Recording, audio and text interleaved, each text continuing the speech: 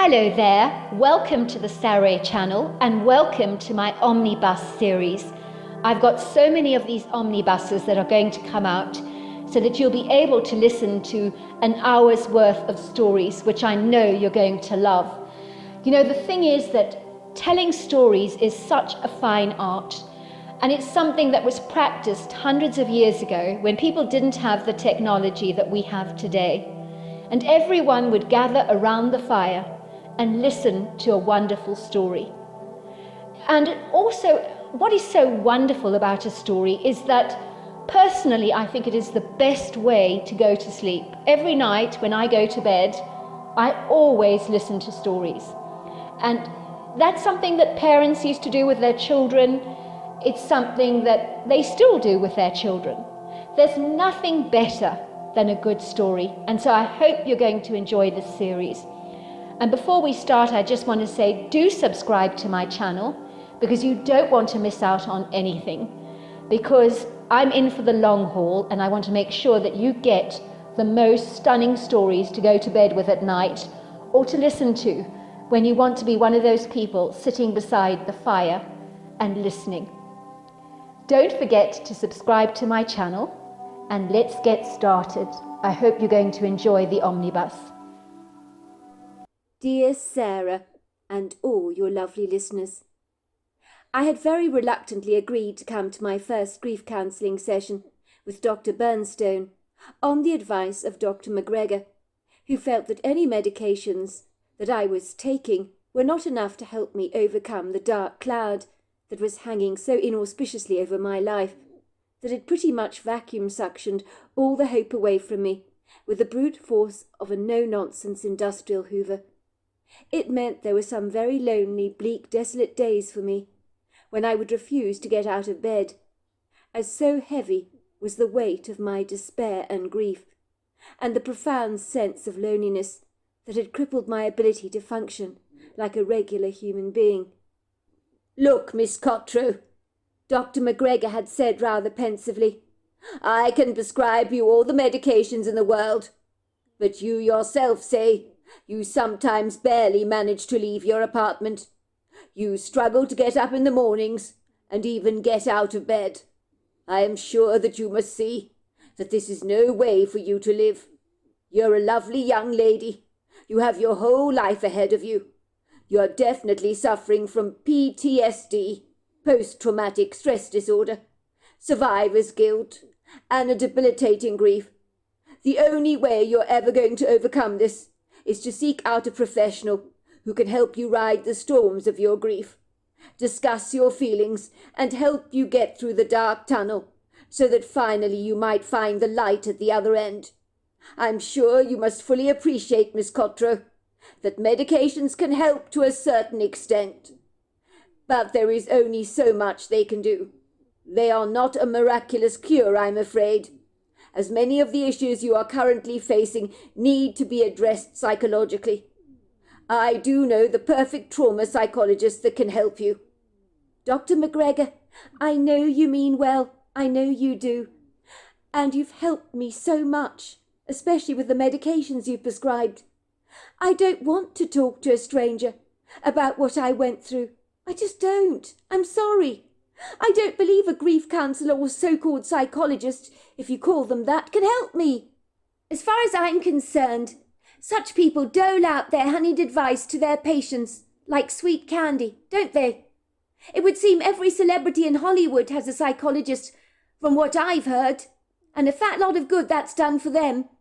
They might have successful careers in the limelight, but most are really screwed up." Dr. McGregor considered my words carefully. He nodded. "You're not wrong about that, Miss Cottrell, but this is very different." "Is it?" I challenged him. "I don't think so, Dr. McGregor," I said, shaking my head.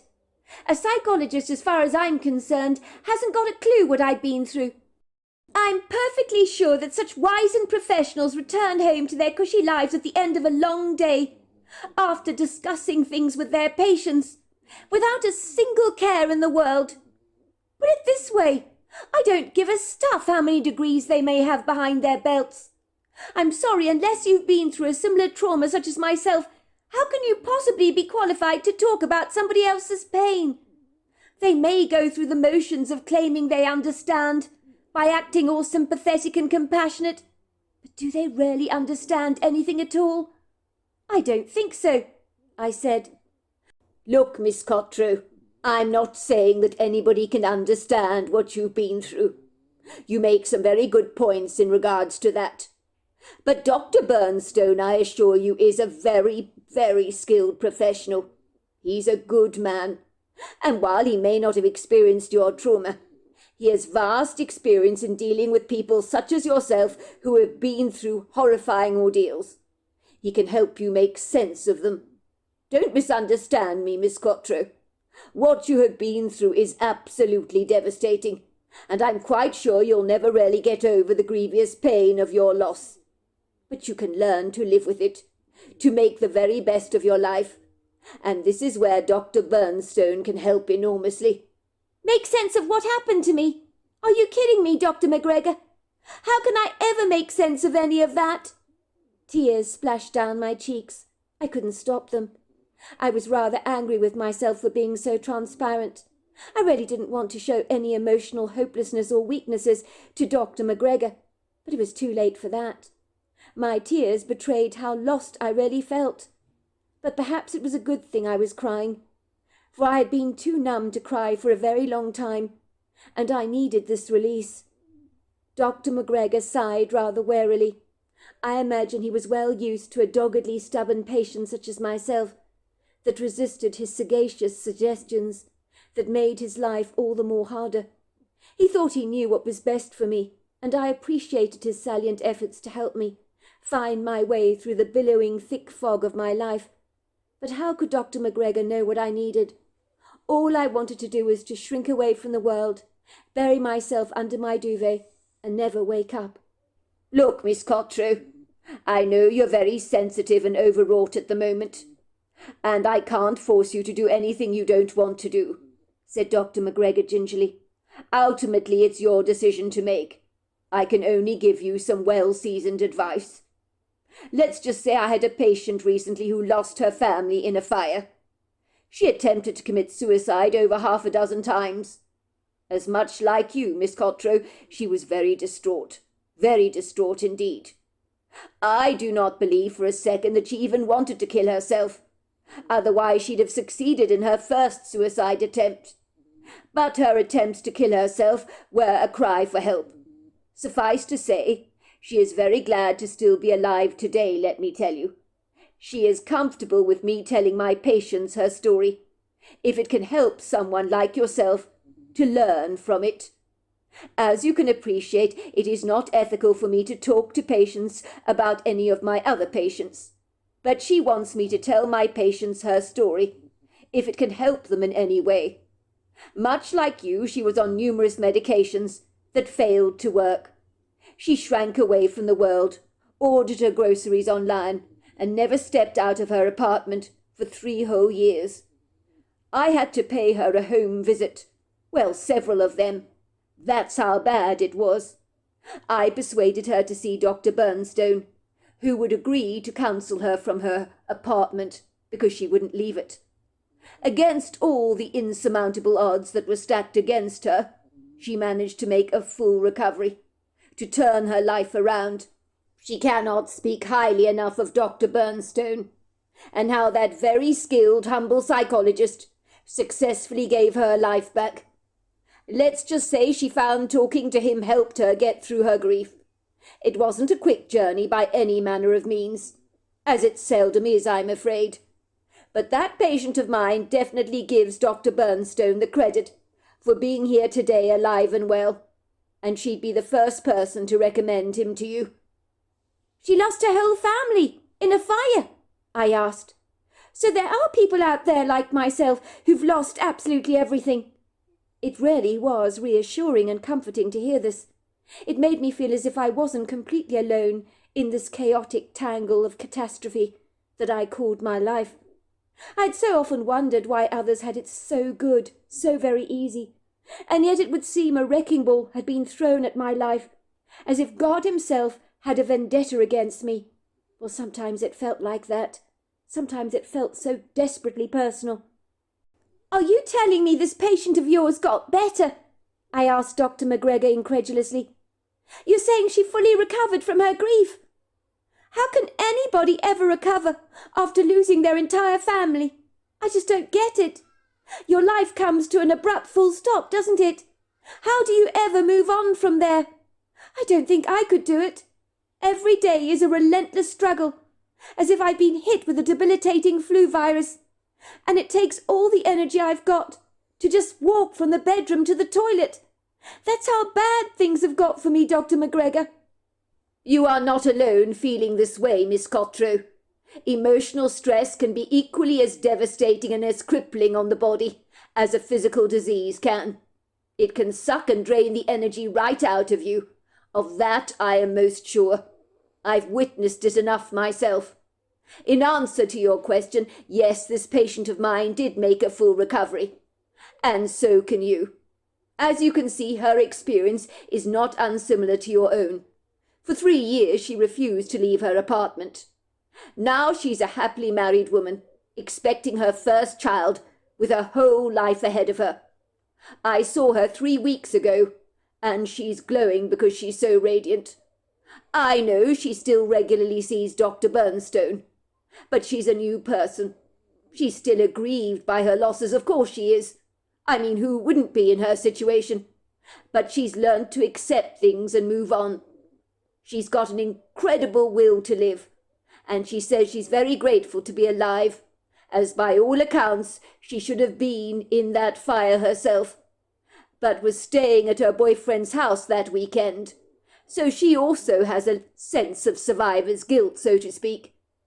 She told me that if I had a patient who was going through similar issues such as herself, that she would be glad for me to speak about them to my patient.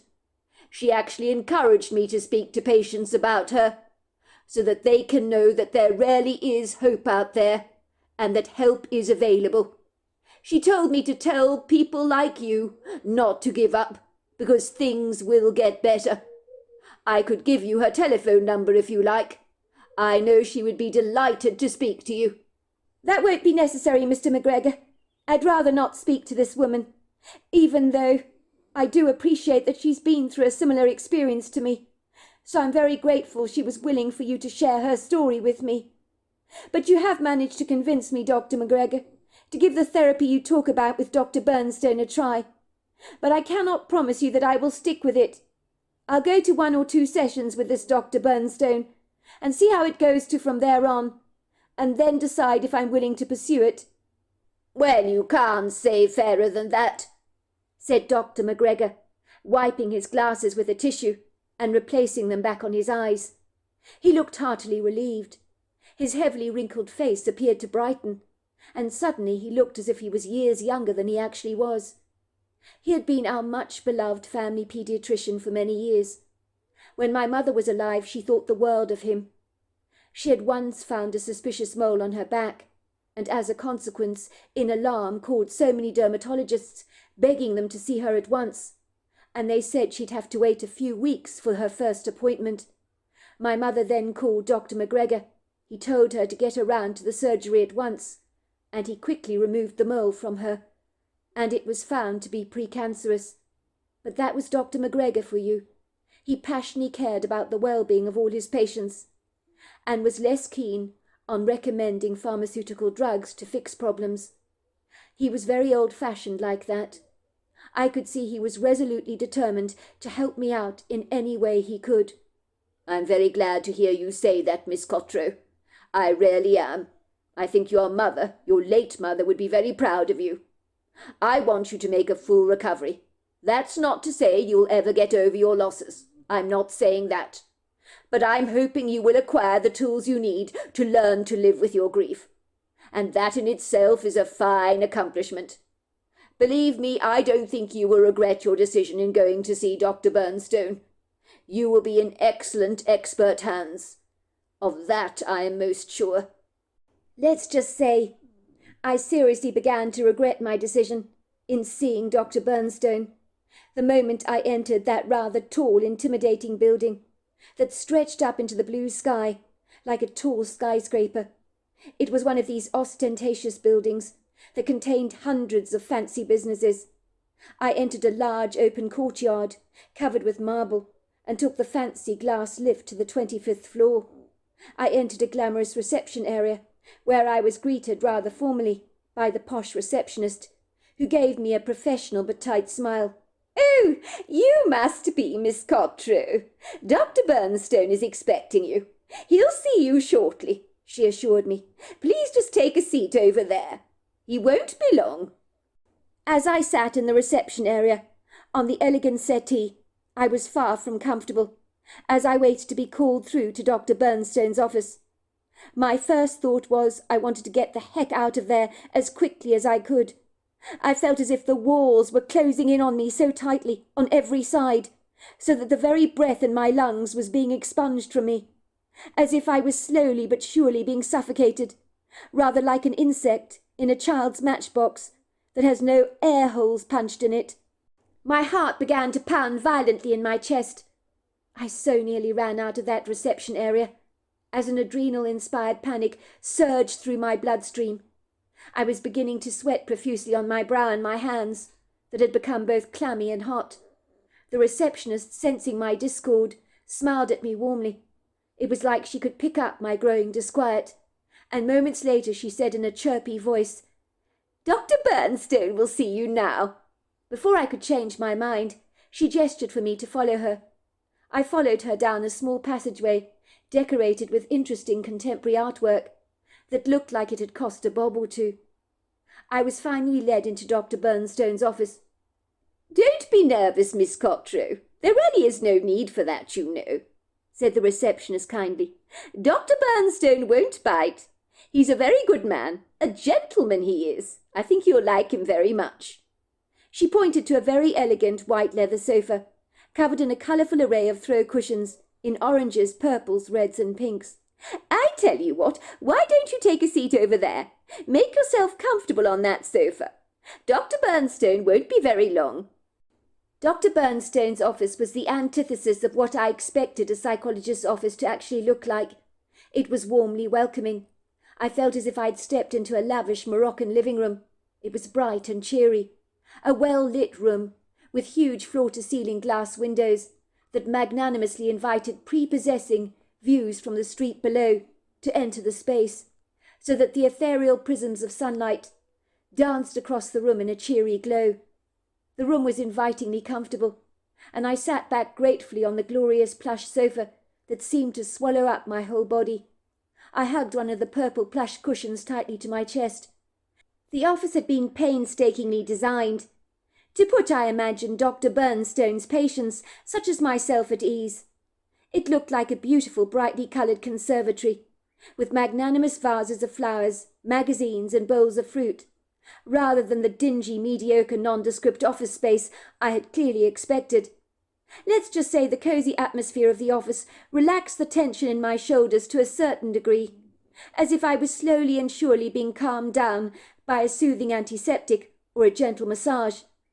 The office was scented with the fresh smell of lemongrass, which was coming from a diffuser that I noticed was on a polished walnut desk that must have belonged to Dr. Bernstone himself. The music playing in the background was of birdsong, which I suppose was designed to be calming. It was hard to believe that this beautiful office was located in a tall, very uptight building that was austere and charmless and gave off that professional, imposing vibe.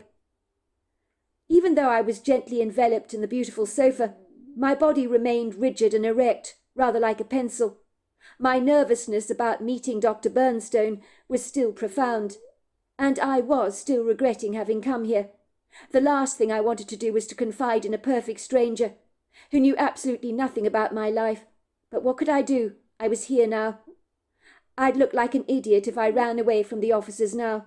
Still, I persuaded myself clandestinely, after the session I had with Dr. Bernstone, I need never come back here again. Granted, Dr. McGregor would be very disappointed about that, especially if he knew I gave up so easily on these sessions. Just as I was meditating on my regrets in coming here, Dr. Bernstone sashayed breezily into the room. I could smell his very pleasant aftershave, with its refreshing citrus notes. At a guess, he must have been about 5 years older than I was, which did surprise me. Or 10 years older, I couldn't be sure. But if he was 10 years older, he certainly looked young for his age. I hadn't anticipated someone so experienced to be that young. I would say, to look at, he was definitely in his 30s, but I couldn't exactly be sure. I noticed at once that he was a very good-looking man, with blue piercing eyes that were dappled with a genuine warmth, and his blonde hair was neatly cut in a trendy style, where the hair in the front was spiked up a little, which rather suited him. I noticed he was a well-presented man, as well-presented as his office space, you could say. He wore a smart, casual look, which suited him. I was slightly taken aback with my therapist being that young. Was I really expected to pour out my heart to a man like this?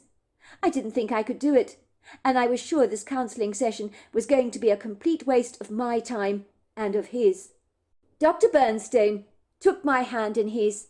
He shook it warmly. His handshake was firm. I'm Dr. Bernstone, and you, I understand, are Miss Cottrell. Miss Lisa Cottrell, is that right? That's right. Do you mind if I call you Lisa? He asked me. That's fine by me, I said rather flatly. Everybody calls me that. Dr. Bernstone took my file out. I spoke to Dr. McGregor about your case. I understand he's put you on some very good medications, but he believes they aren't helping you sufficiently. He's saying you are struggling to regain any normality in your life. Of course I'm struggling, Dr. Bernstone, I snapped. Wouldn't you be struggling too if you lost your entire family to carbon monoxide poisoning, caused from a stupid gas leak, from a faulty boiler, in their bathroom en suite? How would you feel if that happened to you? Other people don't know how good they have it, do they? I've lost my family, Dr. Bernstone. And I'm not just talking about my immediate family, my whole family. That includes aunts, uncles, and grandparents in a very short period of time. I'm completely alone in the world. Can you imagine what that's like? My family seems to have been struck down with a tragedy, as if we're living under a family curse. Do you believe in curses, Dr. Bernstone? I can't say I do, Miss Cottrell. I've never been the superstitious type. You should research the matter, Dr. Bernstone. You really should. You're a psychologist, after all. Shouldn't someone in your position be open to stuff like this, even if it doesn't align with your textbooks that enabled you to qualify as a psychologist in the very first place? Curses are real, Dr. Bernstone. I've read stories about them. Do you know they say that there were curses on the pharaoh's tombs to protect the pharaoh's things, so that if anyone dared break into those tombs, they would be afflicted with tragedy? And that happened to anyone that entered Tutankhamun's tomb when they discovered it first. Bad things happened to those people. It's a documented fact. It was a real curse. Why do you think your family is cursed, Lisa? Dr. Bernstone asked me tentatively. I could see that doubtful look in his eyes that suggested he thought the idea that my family had been locked under a curse was superstitious stuff and nonsense. But I would have expected any academic with a fancy degree like his to feel this way, so I wasn't exactly surprised by his dismissive gestures. Yet despite his doubt, I continued on with my conversation. I might as well tell him my feelings. That was the reason I was here after all, wasn't it? If you must know, Dr. Bernstone, my mother, when she was alive, confided in me a lot about a curse that this woman called Anna inflicted on our family. She was absolutely terrified about it. My father, of course, didn't believe a word about it. He was a perennial cynic like I expect you are. But I knew the curse was real. How so? Asked Dr. Bernstone, who I could see was probably humouring me as I spoke. He was likely thinking I was as nutty as a fruitcake or completely off my trolley. But surprisingly enough, I didn't care a jot about that. I didn't care what he thought about me, or anyone else for that matter. When you lose your family in a tragic accident like I did, not that I ever believed any of their deaths were accidental, you get a brand new sense of perspective about things, and you realise that what really matters is those you loved and lost. If Dr. Bernstone thought I was a raging lunatic, then so be it. I didn't care a jot. I knew what I had to tell him would certainly get his undivided attention, but whether he believed what I told him was highly debatable. It all started, Dr. Bernstone, when my mother fell out with her Haitian friend Anna. She'd been very close to this woman. I didn't know Anna terribly well. She came around to the house on several occasions for dinner. I never liked her very much. There was something about her that made my skin crawl. My mother and her friend Anna chose to start up a jewelry business together, against my father's seasoned advice. Then they had a very big falling out. My mother claimed Anna had been stealing a lot of the merchandise from her, and although the business was doing well, there were all these discrepancies. My mother confronted Anna about it, and she knew her friend was bleeding their successful business dry with her excessive pilferaging. Of course, when she confronted her friend about this matter, it didn't go down terribly well with Anna. Actually, Anna physically attacked my mother, pulled her hair, called her nasty names, and gave her a black eye. That was the beginning of the end of her relationship with Anna, my mother's relationship with her, I mean, which is why you don't go into business with your friends, Dr. Bernstone, if you can possibly help it. I agree with you wholeheartedly on that, Lisa. It's not a good idea to go into business with friends of any kind. So I take it from what you're saying that this woman Anna was seeking revenge on your mother, was she? Is that what you're saying? That's exactly what I'm saying, Dr. Bernstone. My mother said after Anna had beaten her up, the woman stormed out on her, spitting in my mother's face. She was screaming, "How dare you accuse me of being a thief? You're going to be sorry for what you've done. No one calls me a thief and gets away with it. I'm going to put a curse on you that will wipe your family out, and you aren't going to be able to do a damn thing about it. In my culture, we know how to put people like yourself directly in their place. My friend, you're really going to regret messing around with me." You see, Dr. Bernstone, my mother knew Anna meant every word she said. You see, when she began working with Anna in their jewelry business, she discovered to her horror that Anna was heavily into voodoo and stuff like that. But then voodoo is a religion for many Haitian people. And it's something that they do all the time. They will sacrifice animals for their gods, things like that. She told my mother once she'd been sexually abused by a family relative of hers many long years ago. So she paid someone to put a hex on this man, and the following week he was dead. My mum was shocked when Anna told her this story, and I mean really shocked. It made her nervous about being in Anna's company. It would seem that she had no remorse for what she'd done to this man.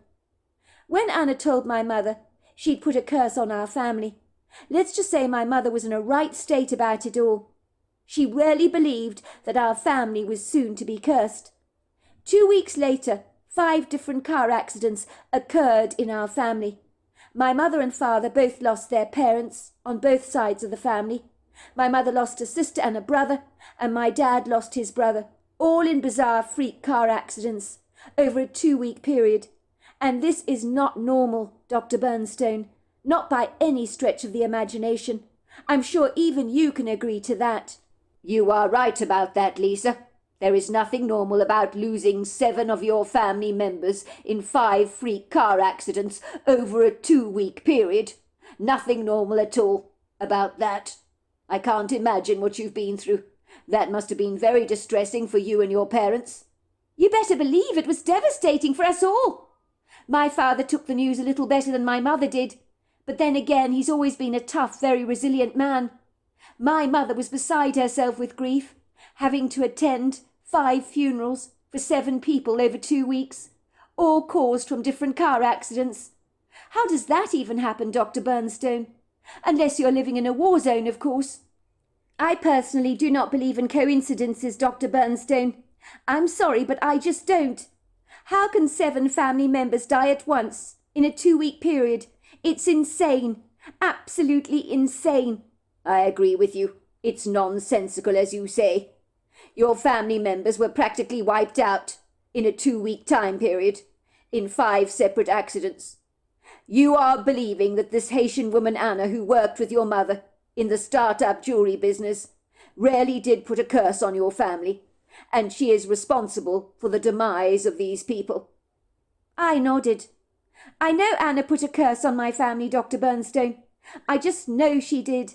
There can be no other explanation for 7 deaths occurring in the course of a 2-week period. There just can't be. I haven't even told Dr. McGregor about this, because it sounds so ludicrous. In truth, I don't know why I'm telling you any of this, Dr. Bernstone. I had no intention of divulging this information to anyone. I didn't want to speak of such things again. But I am glad to be sharing this with someone, because it's been getting to me of late. Let's just say shortly before these family members of mine died, they complained they were having similar haunting, dark, lucid dreams. When they told this to my mother, she literally freaked out. She told me all about it, as my father never believed in the power of voodoo and things like that. He thought stuff like that was all hocus-pocus stuff and nonsense. I knew differently, of course. And so did my mother. Me and my mother were incredibly close. We were the best of friends. She knew that I would listen to her. I guess she needed to confide in someone, like I'm confiding in you. And she knew I wouldn't think she was going crazy. That's why she told me everything." "I don't think you're crazy, Lisa, if it helps to hear that. So you're saying that these family members of yours experienced the same nightmares shortly before they died? I find that very interesting indeed." "That's right, Dr. Bernstone. These dreams were uncannily similar, if you can call them dreams at all.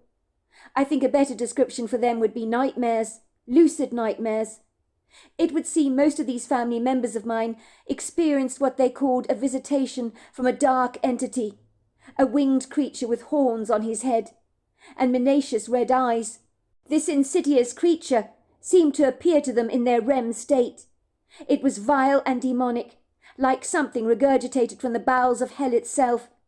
It appeared to be tormenting them, and they were filled with a sense of impending doom, even when they awoke from their dream, as if in some way they felt threatened by it.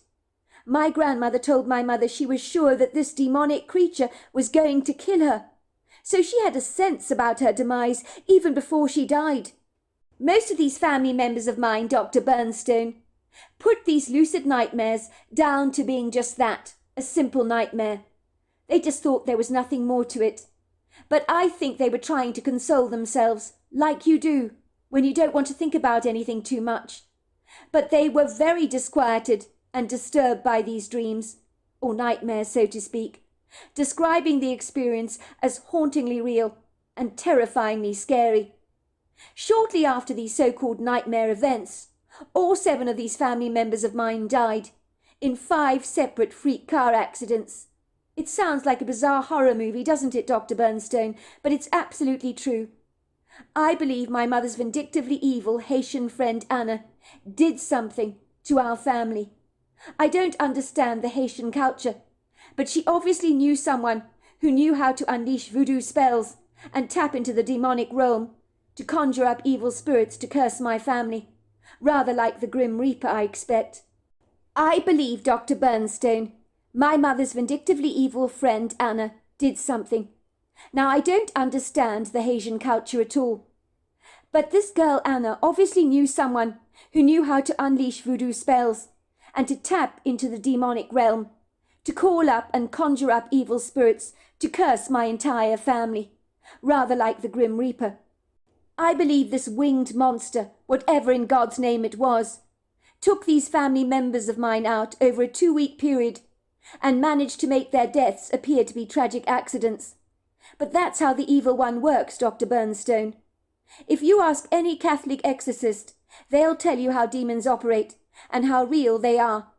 Let me tell you, dealing with voodoo opens up the portals into our world from hell itself.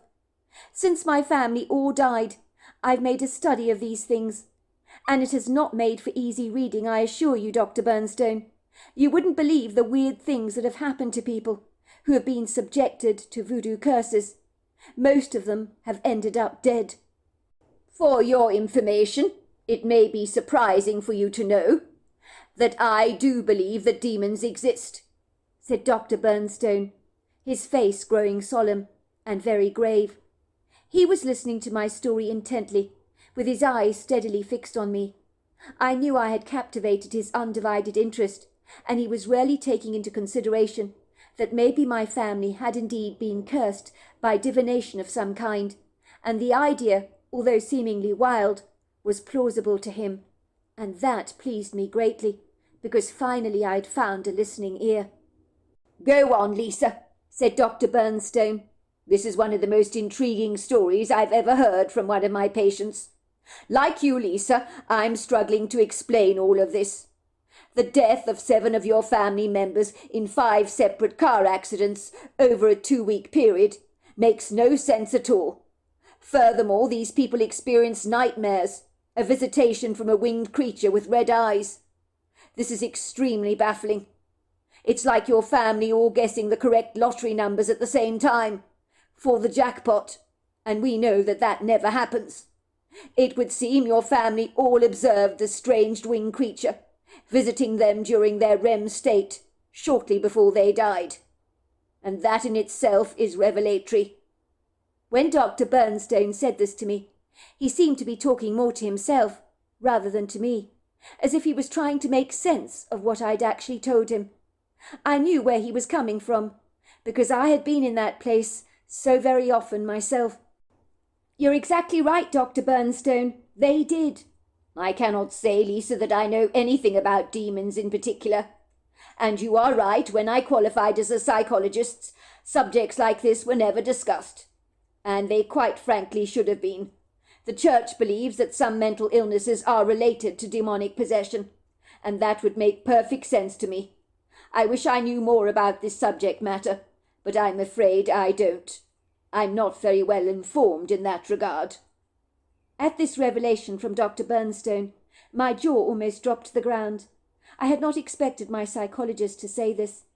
I was speaking to someone who really was understanding where I was coming from, and this was very refreshing indeed. And now I was glad that I'd come here. I was glad I'd listened to Dr. McGregor's advice. He was right. Dr. Bernstone was special. "I'm a religious man, Lisa, which might rather surprise you, for many in my profession are not. Just so you know, my father was and still is a pastor, so his influences over my life have been very profound.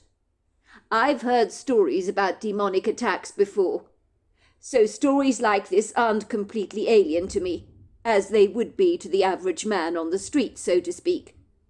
Let's just say my father told me some things over the years when I was growing up that would make your hair curl.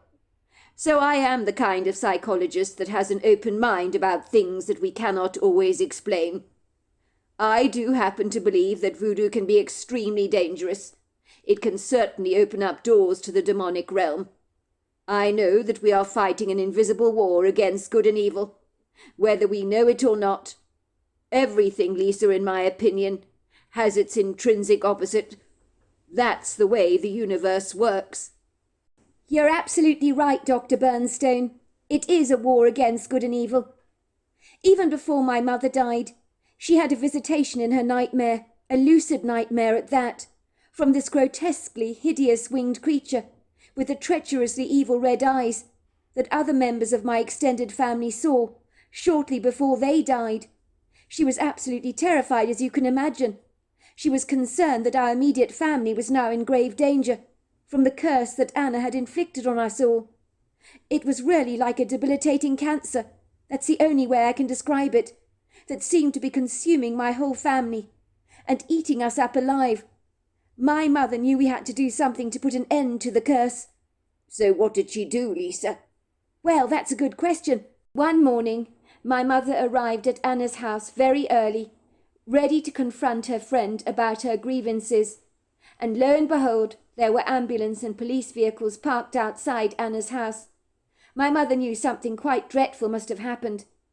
My mother observed Anna's husband Victor, who was not Haitian, but had been married to Anna for over 5 years.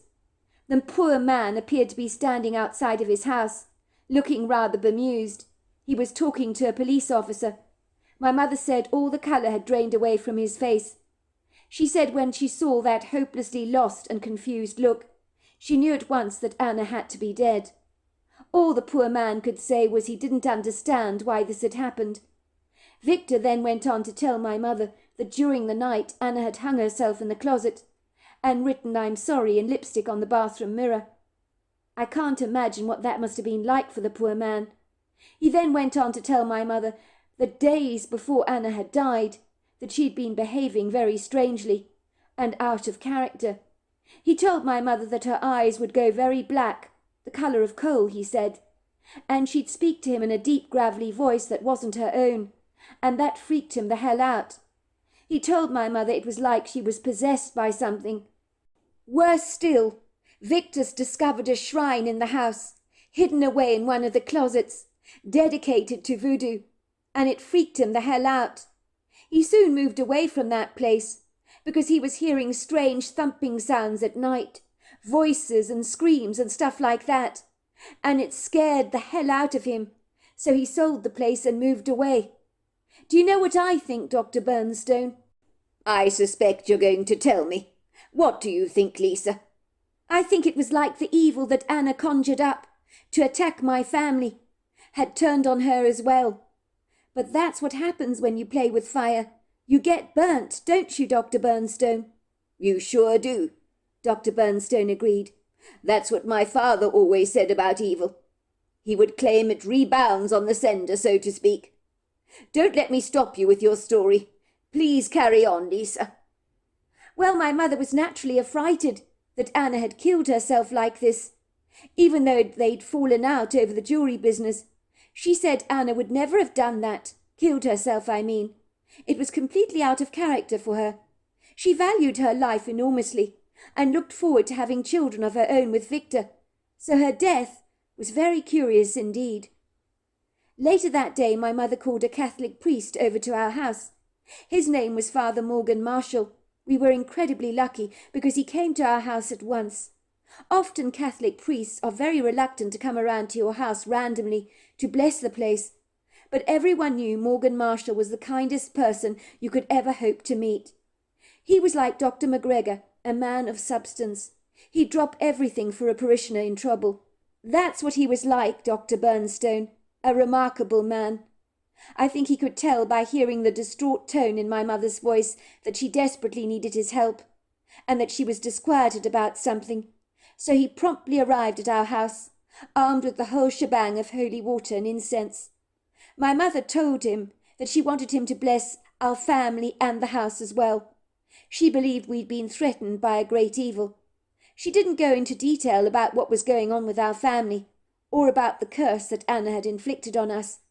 I guess all she wanted was to get the house blessed as quickly as she could, and the questions could come later.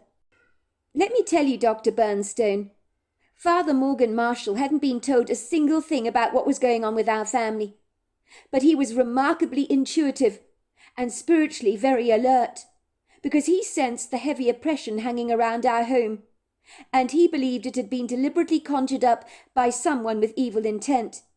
He actually told my mother that he thought someone had placed a curse on our family. He could feel it quite tangibly. How could he have possibly known that, Dr. Bernstone? No one had told him a single thing. He told my mother that he could sense a powerful demonic entity in our home. Dr. Bernstone leaned forward in his chair. His eyes had grown wider by the second. They were steadily fixed upon me. I couldn't believe that my own psychologist was hanging on to my every single word. He was so interested in what I was telling him.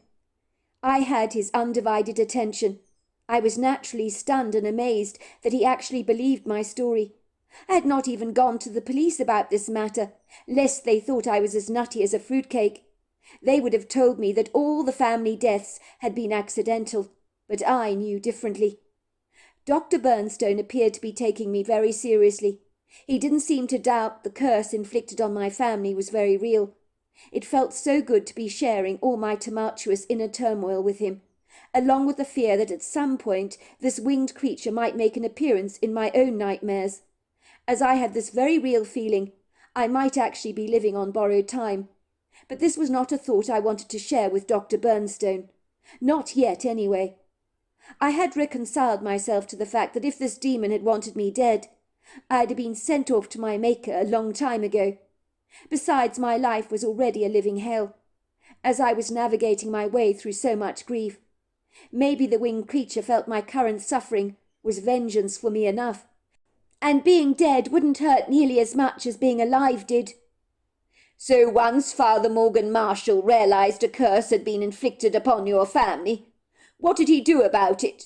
Dr. Bernstone asked me, raising a quizzical brow. Well, he blessed the house and our family, of course. You know the prayer with the Archangel Michael. The house felt a great deal lighter after he left, and our spirits were lifted. But nothing untoward happened during those blessings, which in itself was rather strange, because you would have thought that Father Morgan Marshall would have cornered the demon. There was no demonic growling or anything like that, which my mother expected would happen, but it never did. What about your father? How did he feel about all this? You claim he was a perennial cynic. How did he take all the blessings being prayed all over your house? I'm sure all of this must have gone down with him like a lead balloon. You're absolutely right, Dr. Bernstone. My father thought my mother was being absolutely ridiculous to even suggest that her Haitian friend Anna had put a curse on us. He thought she was being far too overdramatic, especially calling around a Catholic priest to pray over the house. But he humoured her. He thought she was in a fragile state of mind, after having recently lost her parents and her 2 siblings, so I think he decided it would be wiser to say nothing on the matter at all. So he kept stum.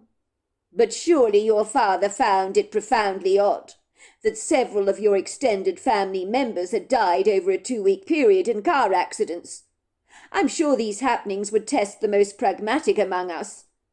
There is your mother's Haitian friend, having been found dead after hanging herself in the closet. Surely your father could see something untoward was going on there. Had it been me, even if I was a doubting Thomas like your father so clearly was, I have to confess such strange outlandish things happening around me would certainly make me sit up and take notice. It would challenge the paradigm I had of the world, for very sure. My father wasn't a religious man, Dr. Bernstone. On the contrary, my mother was the religious one. She was Catholic. She was always praying with her rosary beads. My father believed when you died, and that was that, and that you didn't have any spiritual accountability for anything, because you just returned to the dust of the earth. He didn't believe in a God or in an afterlife of any kind. He said what happened to the grandparents and our 2 aunts and uncles was an unfortunate fluke of nature. There was nothing more to it. He said the nightmares of the winged creature meant absolutely nothing. When it came to my mother's Haitian friend Anna, he told my mother he'd never liked Anna, never been comfortable with her being around. He wasn't surprised she had screwed my mother by stealing from the jewellery business, for he didn't trust her in the first place. He told my mother she had mean, hard, cruel, calculating eyes, but he also thought she was weird. So he says he wasn't surprised she took her own life. I hasten to say he was the one that warned my mother never to get involved with Anna. I guess he just never liked her. So your father was very indifferent to all these strange happenings. If it had been me, I would have sensed something insidious was going on. My father was a practical man, Dr. Bernstone. He wore his heart on his sleeve. What you saw with him was what you got. It was the only disagreement my parents ever had in their marriage. The religious factor, I mean.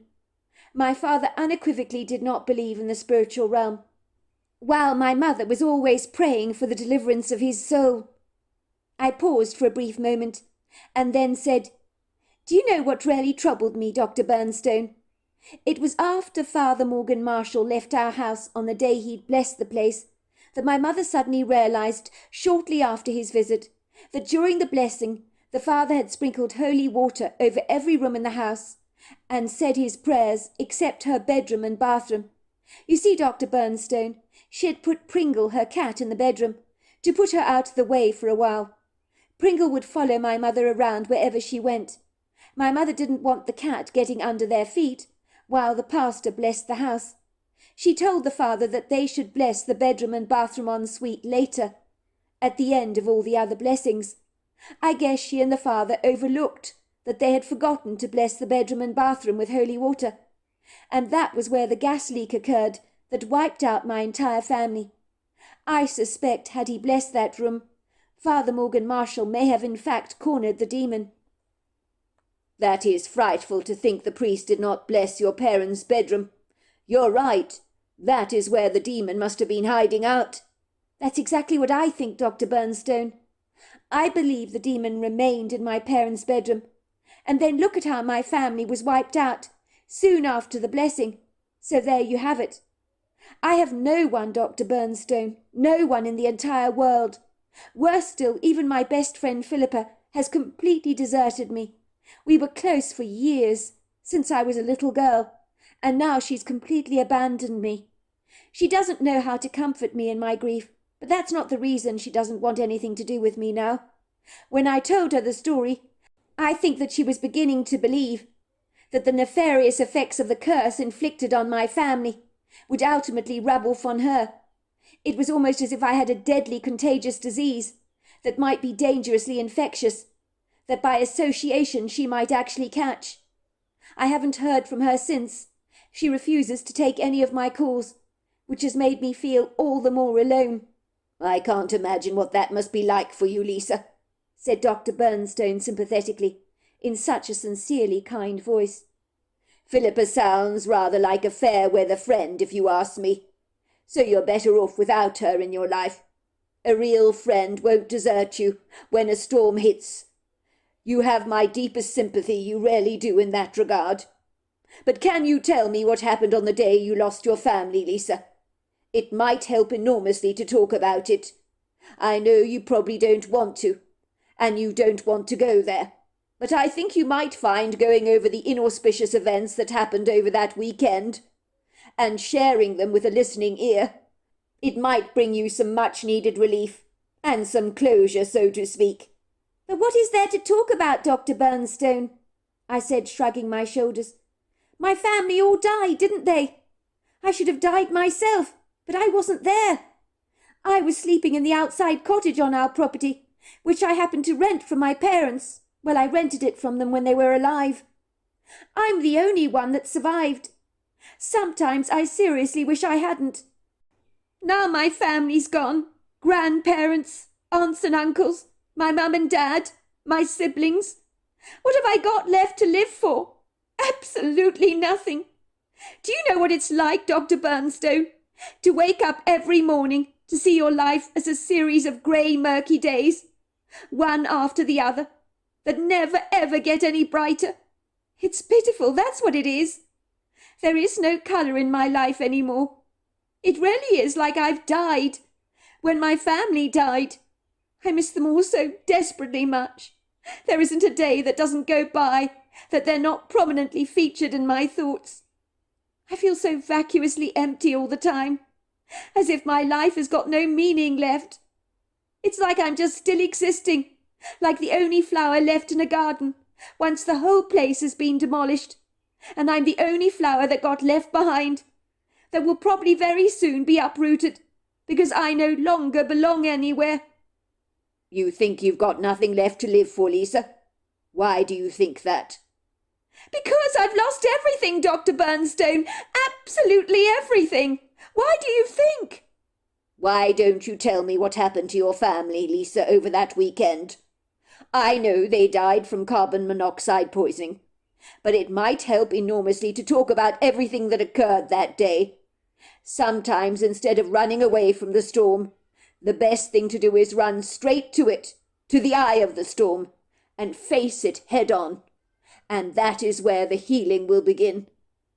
I was rather surprised to find that I did actually want to talk about what had happened on the day my family died. It had been so good to share my feelings with Dr. Bernstone about the curse that I believed had been deliberately placed on my family's bloodline, that I was sure would come after me at some point. I had not to date had any visitations from the winged creature in my nightmares, but I wasn't holding my breath any time soon. It was like there was a big part of me that knew that one of these days that monster that was responsible for wiping my family out would soon be coming after me. How I knew this, I'm not entirely sure, but it was an unquenchable gut feeling that refused to shift, and in a strange way, I was almost resigned to my plight, rather like someone who's been given a cancer diagnosis, with only a few months left to live. Let's start at the very beginning, shall we, Lisa?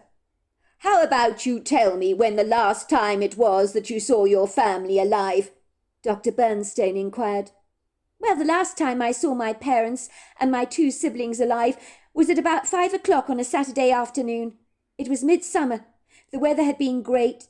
We were all trying to come to terms with our grievous losses after the recent passing of the people we love. It wasn't easy, but we faced each day at a time, as you do, as optimistically as we could. Although I think my mother did believe that there was a death sentence hanging over all of our heads. I know she rued the day she ever went into the jewellery business with Anna. That afternoon I was leaving for my waitressing shift at the all-night diner where I worked. People used to rock up there to eat a huge meal at 1 o'clock in the morning. Can you believe that, Dr. Bernstein? Personally, I could never understand how people could eat so much so late at night and then return home to sleep on a full stomach. By all accounts, the diner was always doing a booming trade. Business was great. We were practically run off our feet, working those late hours, especially over the weekends, serving hamburgers, chips, T-bone steaks, spare ribs, you name it, to our hungry diners. I would get phenomenal tips from people that after a couple of drinks would become insanely generous. I would return home from my shift at the diner, feeling absolutely shattered, but at least I was richer. I worked as a waitress, you see, to pay for my beauty therapy course. Ever since I was a girl, it's all I wanted to do, was to run my own beauty salon. I didn't want my parents to pay for my course. They wanted to, of course, but I wouldn't hear of it. They'd helped me so much already over the years, and I just didn't want to take advantage of all their kindness. Also, I think I wanted some independence so that I could prove to myself that I could do things on my own, without parental assistance. I tried to qualify as a therapist during the day. That's where I'd spend my time on my course in town, run by a couple of professional teachers. We had to study everything from anatomy to physiology and everything else besides. In the evening I would waitress at the diner, alternating shifts with my friends. I was determined to pay my way, you see. My father had said once I qualified as a beauty therapist, he'd help me start up my own business, like he'd helped my mother start up her jewellery business, that ended up being a dreadful flop because of her deceitful Haitian friend. After my family's death, well, I lost all that enthusiasm in that regard. I don't have any passion these days, left or reserved for running my own business. So you saw all your family at 5 o'clock that afternoon in the summer. That was the last time you saw them alive. Is that right? That's right. It was a weekend, you see. We spent most of the day lackadaisically lying by the pool, enjoying a lovely family barbecue. My father was resolutely determined for us to enjoy life to the fullest, despite all the insufferable grief we had been through. I remember he cooked burgers and steaks. It was very enjoyable. I kissed my parents goodbye as you do, very nonchalantly, never appreciating for a second that that would be the last time I ever saw them alive. Thinking about that moment gives me the chills now. I remember my father saying to me that he hated me doing a waitressing job, and he wished to God I'd let him pay for my beauty therapy course, so that I wouldn't have to waitress for those god-awful hours. He didn't think it was healthy for me to work so late at night, but I reminded him that all over America there are people working the night shift, just to put food on the table for their families. My mother wholeheartedly agreed with me on this. She said it was great that I wanted to be independent and to pay my way, and she thought my father should encourage me on this. My sister was saying I was stark raving mad not to let our dad pay for my course. She couldn't think of anything worse than waitressing during those late insufferable hours. When I left the house in my second-hand car, my father told me to take care. Those were the very last words he ever spoke to me. If I'd known that, I said, a tear trickling down my cheeks, I would have told my family how much I loved them. But I didn't have a chance to do that. Of course you would have told them that. You would have told them you loved them, of course you would, said Dr. Bernstone. "But I'm sure they knew you loved them already. Sometimes you don't have to tell people things like that. Your loved ones already know. Even if you had an altercation with your parents on the last day of their lives, it wouldn't have mattered a jot. They'd have known you loved them all the same. Of that I'm most sure. So after you said goodbye to them, what happened next?" Well, the evening was pretty routine, wasn't it? I went to my waitressing job as I always did. I remember thinking to myself my sister was absolutely right. It would have been so much easier not to have waitressed that evening. But I knew the extra work was good for the soul. That evening I'd have done almost anything to stay with the family for the rest of the afternoon and evening. But if I'd done so, I wouldn't be here now. And that really is a sobering thought. You really believe that you would have been killed in that carbon monoxide poisoning? Absolutely. I would have definitely been there. My family were watching a movie in my parents' bed, you see. My parents had this amazingly comfortable huge bed. I've never seen anything like it before. You had to have the sheets and the eiderdown and everything personally made for that bed. It was so large. It literally overtook their small bedroom.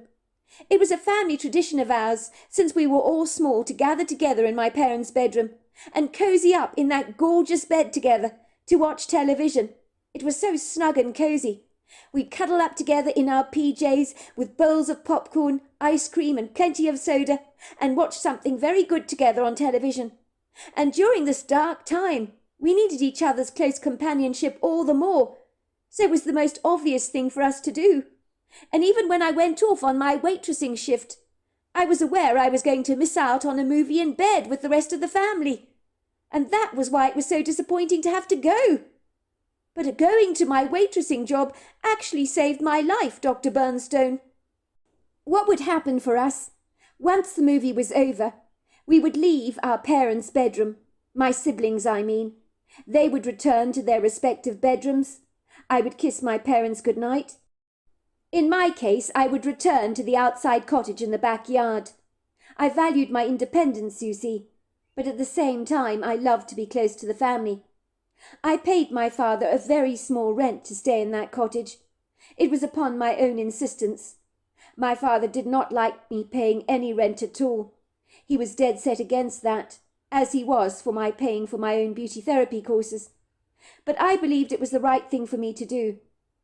Unfortunately, they could have rented that cottage out for a hefty sum of money, if they'd wanted to, so I was paying my father very little. My parents had a boiler in their bathroom ensuite of their bedroom, which was in the house when they bought it. My father had been meaning to replace it. It was getting old. It had been causing a few problems of late and occasionally making funny noises. I wish to God my father had got the damned thing serviced. But I don't believe this tragedy could have been avoided, because there was more to the tragedy than meets the eye. Unbeknown to them, the boiler was leaking out carbon monoxide poisoning into the air. And with the bedroom doors shut, I guess they just didn't stand a chance. The deaths were of course described by the medical examiner as a tragic accident, but I don't believe that for a second. Their deaths were a consequence of that voodoo curse. I know that to be true. So what exactly happened when you returned home from your waitressing job? Well, it was about 10 to 3 in the morning when I got home. I was surprised that my parents' bedroom light was still on, as was the kitchen light, but I thought they were probably still up and about, as it was still the weekend. I'm such an idiot, I really am. I should have checked up on them, especially given my mother was in a nervous state, because of the nightmare she'd had of the winged creature. I remember that weekend she went on and on about how she wanted to call Father Morgan Marshall around to bless the bedroom and bathroom ensuite, as that had been overlooked during the blessing. But unfortunately he was in Ireland, and would only be back home in 3 weeks' time. He was Irish, you see, and had gone abroad to see family. The timing couldn't have been worse. My mother couldn't find anyone else available, willing to bless the house, as there's so much red tape when it comes to the Catholic Church, you see. I should have known something was up. My mother's cat Pringle followed my mother around like a dog everywhere she went. She always sleeps with my mother, and that night she came to sleep with me in the outside cottage, which was so unlike her. Maybe she found my mother dead, Or maybe she could pick up on the carbon monoxide poisoning and fled the small opening in the bathroom window, which invariably would have saved her life. It was incredible because Pringle joined me in bed, and the moment my head hit the pillow, I was out like a light. But that Sunday morning when I woke up, I knew something was wrong. I just knew it with every fibre of my being. How so? That's the thing. I don't really know, Dr. Bernstone. For a start, I had this unsettling, gnawing feeling in my gut. It felt rather like indigestion. I felt nauseous as well. I woke up swaddled with this feeling of impending doom. I've never felt anything like that before or since, but it shook me to the core like the beads in a baby's rattle. For a start, I think I was rather surprised to wake up that morning, only to discover that Pringles was still lying in my arms with her paws outstretched. That cat adored my mother, so I couldn't understand why she was still hanging around me. Pringle's atypical behaviour gave me a pause for thought. I really thought she would have abandoned me long ago to seek my mother out. My mother used to suffer from asthma really badly. She'd react allergically to animals, which was a huge bummer growing up, as we all wanted cats and dogs in our family. We were huge animal lovers. We knew we could never own them due to my mother's unfortunate condition. She'd cough, wheeze, and sometimes even struggle to breathe with dogs and cats around. One day she found Pringles lying on our doorstep half dead. I'm not sure if Pringles came to our door for help. She was dying on our doorstep, but Mum was sure that that was the case. It looked like poor Pringles had been badly mauled by a dog. She was bleeding out badly. There were bite marks around her neck. My mother rushed Pringles to the local vet, believing that she wouldn't make it, but Pringles miraculously recovered against the odds. The vet said he'd never met such a fighter. We kept Pringles for ourselves because we couldn't locate her previous owner, even though we put posters up and about everywhere in our neighbourhood and notified the local animal shelter to ask if anyone was missing a cat, but nobody ever came forward. I'm in no doubt that Pringles saw my mother as a hero, and probably as her newly adopted parent. I guess she knew my mother had saved her life, so she adopted my mother as her new best friend, following her around devotedly everywhere she went. My mother naturally fell madly in love with Pringles. She was besotted over the cat. The strange thing is my mother never reacted allergically to Pringles, and I don't exactly know why. It seemed like she developed an immunity to the cat, for some absurd reason, which was really strange. Well, it's a possibility, said Dr. Bernstone. I have heard of that happening before. People who are allergic to other people's pets, but not to their own. Maybe they develop a tolerance for the things that they are exposed to on a daily basis. I began to fiddle rather awkwardly with my fingers as I thought about what I was going to say next. It was the most horrific part of my story, so my heart began to beat violently fast in my chest, as the memories of that morning, when I discovered my family all lying dead in the huge bed, rudely galloped back into my recall. Go on, said Dr. Bernstone encouragingly. Take your time, Lisa. You're doing extremely well. I'm proud of you. Well, that morning I got up late, due to the waitressing job, of course, that I'd done the previous evening. It must have been about 11 p.m. when I got up, so it was veering towards lunchtime. It was common for me to sleep in on a weekend after a late shift at the diner. So I casually strolled to the kitchen in the cottage barefoot with Pringle following behind me. I made a quick cup of hot coffee in order to calm down my nerves and to get rid of that clawing nausea that had developed at the back of my throat that refused to abate. I quickly opened up a can of tuna that I found in the cupboard for Pringle. She gladly gobbled it up. She seemed unusually hungry, which was decidedly odd, as I thought my mother would have dutifully fed her the previous night. She always spoilt Pringle, poaching her chicken and salmon. Sometimes she fed Pringle better than us. We teased her a whole lot about it, telling her she loved Pringles more than the rest of us. Well, no wonder that cat liked your mother so much, Mr. Bernstone teased. It sounds like your mother pampered her a whole lot. You say you were nervous on that morning, and you felt it was a palpable feeling. Yes, I was. You see, Dr. Bernstone, I sensed something didn't feel right that morning. I had decided to take Pringles back to my mother, in case my mother was worried about the whereabouts of her cat. Pringles hung around my mother all the time. She wasn't like other cats, you see. She behaved more like a dog. I let myself in the house with the key in the kitchen door, which was under the mat. This was the first surprise that I was greeted to that morning. The door would normally be open at that late time, so I'd never had to let myself in the house before. This was a first. That must have made you feel exceedingly uneasy, finding the house all locked up like that. It would have certainly given me pause for thought. You took the words right out of my mouth, Dr. Bernstone. I did feel incredibly uneasy. I can't remember a single time in my life, since I've lived in that family home of ours, that I've ever had to stoop to look under the mat outside the front door of the kitchen to look for the key to open that door. I've never had to do that before. So the feeling I got in entering the house was odiously menacing, to say the least. And the worst thing of all was you could have heard a pin drop. It was that silent inside the house. And there was a suffocating oppression in that silence that is very hard to explain to you. The lightness in the house that we'd previously enjoyed after Pastor Morgan Marshall had prayed over the place had all but gone.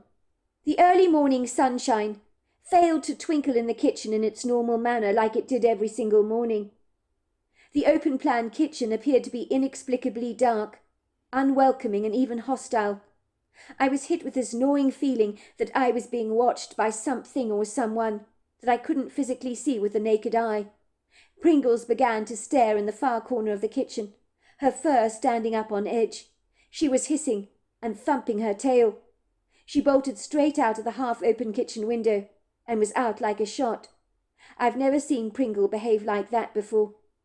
So her paradoxical reaction to what was in the far corner of the kitchen made me feel that my sense of being watched by something was not unfounded. Pringles had at the very least confirmed my fears that something was definitely there in the kitchen. I'm telling you, Dr. Bernstone, I didn't imagine this. Once again, Dr. Bernstone leaned forward in his chair, as if he was completely riveted by the story I was telling him. I was in no uncertain doubt that he saw many patients much like myself during the day, who probably poured out their hearts to him, as I was doing so now. But I very much doubt what they told him was anything near as paradoxical or outlandish as what I was sharing with him. Mine was a story you just could not forget. Well, you know what they say about cats and dogs, Lisa, Dr. Bernstone said reflectively. They're very sensitive to energy, are they not?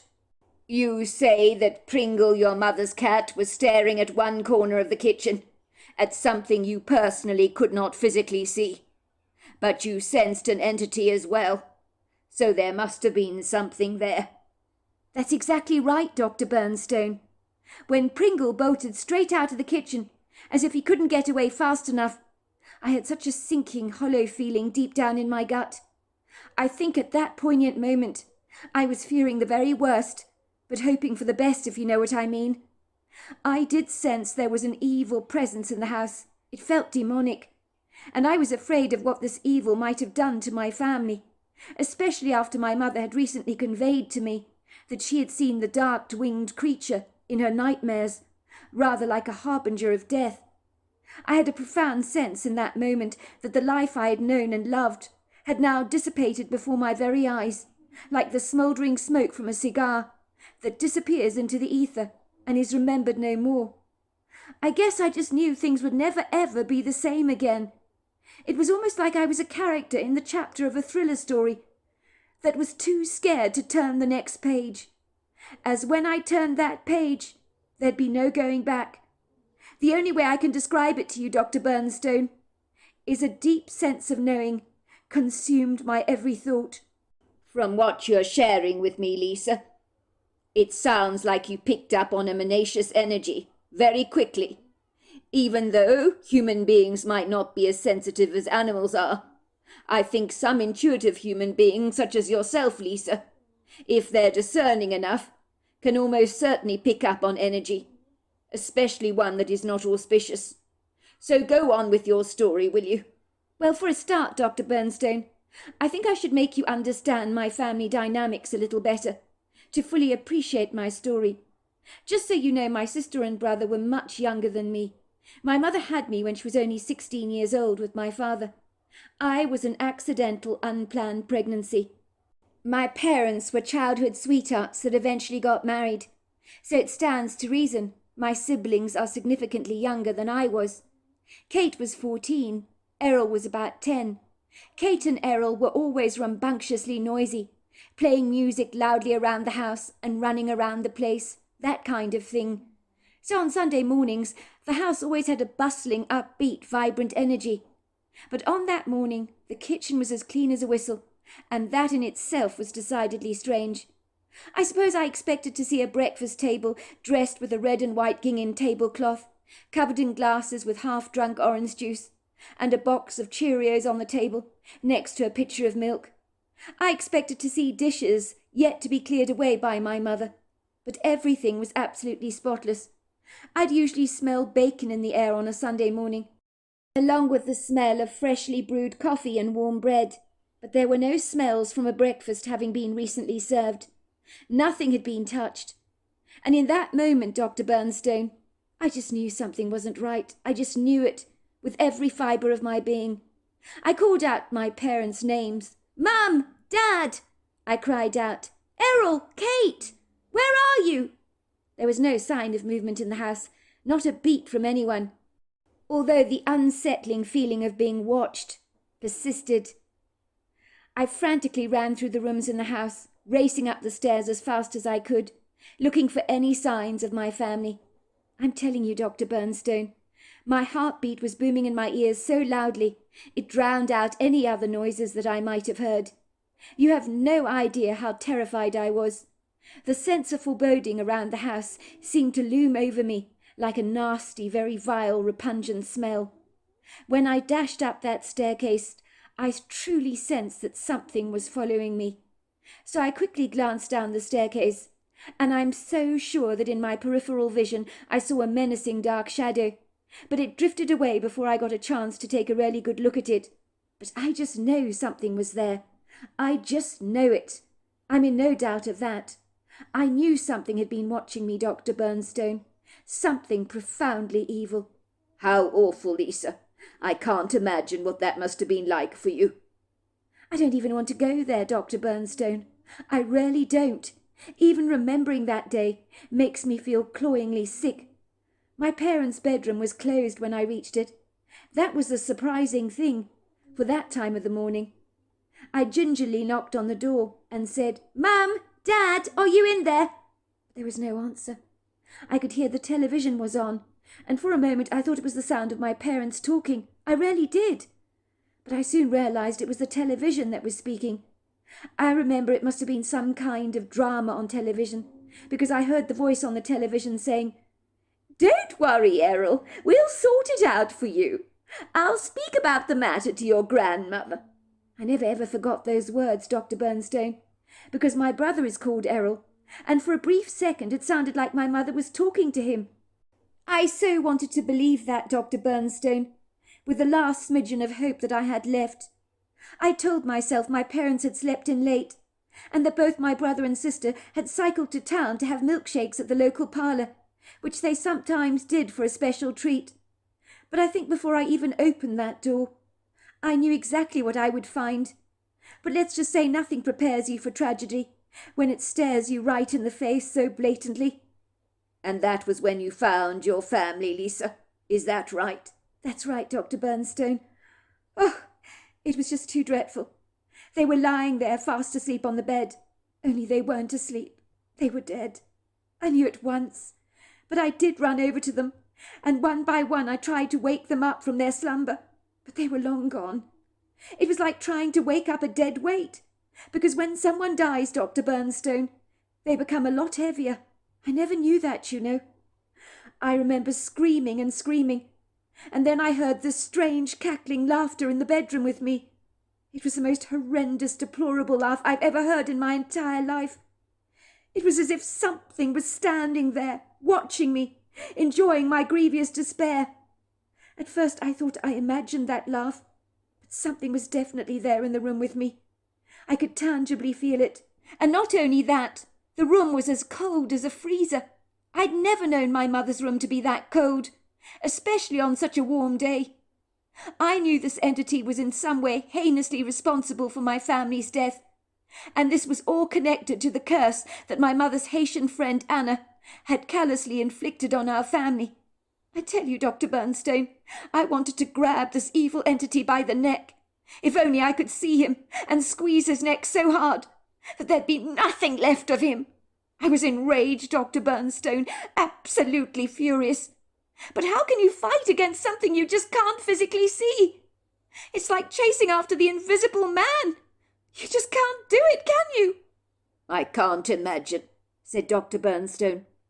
I am rather surprised if your mother's cat Pringles, who always hangs around your mother as you say, was not found there in the bedroom as well.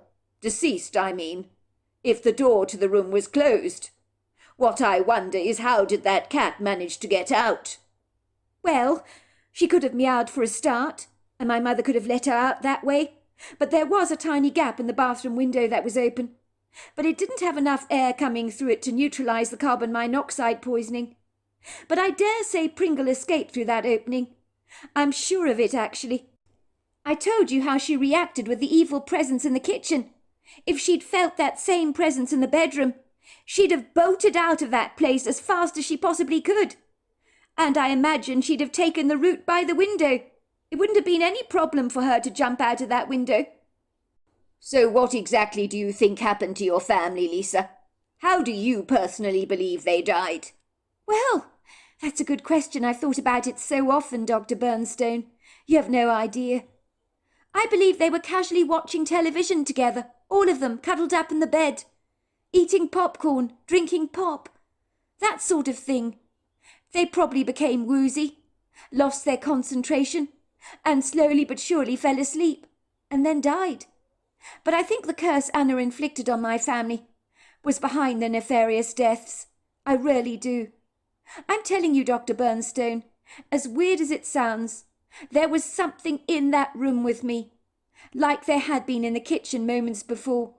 I believe it followed me up from the kitchen to my parents' bedroom. I think it was the winged creature. I really do. And that thing wiped my family out, making their deaths look like a tragic accident. I'm very sorry, Lisa, said Dr. Bernstone sympathetically. Very, very sorry indeed that you had to witness such an appalling sight. It must have been absolutely devastating for you to find your family all lying deceased on your parents' bed. I would not wish such a sight on my worst enemy. I couldn't think of anything worse, and it is not something you will ever forget in a hurry. But the good news is that things will get easier with time for you, and it's very good to talk about these things. By the sounds of things, there was much more than carbon monoxide poisoning going on. There was, to my mind, an insidious evil that had been conjured up in that house of yours by that Haitian woman Anna, who wished to put a curse on your family. I believe they died in that one room because there were no prayers that had been prayed in there. No holy water had been sprinkled. I find that very interesting indeed, and revelatory to say the very least. If I were to share your story with my father, the pastor, he would agree with me on this. At this I nodded. Tears slipped down my cheeks unabashedly. I'd like you to tell your father about my story, Dr. Bernstone. I would appreciate his insight as a pastor who has a full appreciation of the demonic realm. Dr. Bernstone said nothing. He simply pushed the tissues on the table towards me. I quickly snapped one up and began to blow my nose furiously and wipe away my tears on the back of my sleeve. Don't be embarrassed to cry, Lisa. On the contrary, I encourage crying. It's the people that don't cry I worry about the most. You've got to let out the grief. Otherwise it becomes trapped, and it becomes trauma in your cells. Tell me more about the strange feeling in the bedroom you got. Can you try and explain it, Lisa? Well, it was very heavy. I'm sure you know, Dr. Bernstone, that carbon monoxide poisoning doesn't have a smell, which is why people don't know they're being poisoned, and why the gas is so incredibly lethal. This is why the authorities encourage people to have a carbon monoxide detector, along with a smoke detector, of course, in their homes. We did actually have a carbon monoxide detector, but it failed to work. The batteries had been inexplicably removed, and I know one thing, Dr. Bernstone, for sure. My father would never have removed those batteries, but something or someone had. That is odd, Dr. Bernstone agreed. When people are poisoned by carbon monoxide poisoning, Dr. Bernstone, the medical examiner told me they become disorientated, dizzy, and often have a pounding headache. But in my family's case, she emphatically believes they simply fell fast asleep watching television together and just never woke up. I believe there was evil in that room, Dr. Bernstone. I know I keep repeating myself on this, but I can't express it enough. And I do think it was conjured up, as you were saying, by my mother's Haitian friend Anna. I felt it strongly, like you might feel spices in the kitchen after you've cooked a curry. There was a god-awful smell in my parents' room as well, which I believe testified to this malignant presence. It was sulphurous, accompanied by the smell of a dead rat or something. It was so rank. The weirdest thing of all was there were these long black feathers left behind on the bed. I had absolutely no idea where they came from. I mean, how do you explain that, Dr. Bernstone? Why would my parents have black feathers on their bed? It made no sense at all. The police even asked me about the matter. They wanted to know where the feathers came from. What bird did they come from? And why were they on my parents' bed? Of course I could not give the police answers. How could I, Dr. Bernstone?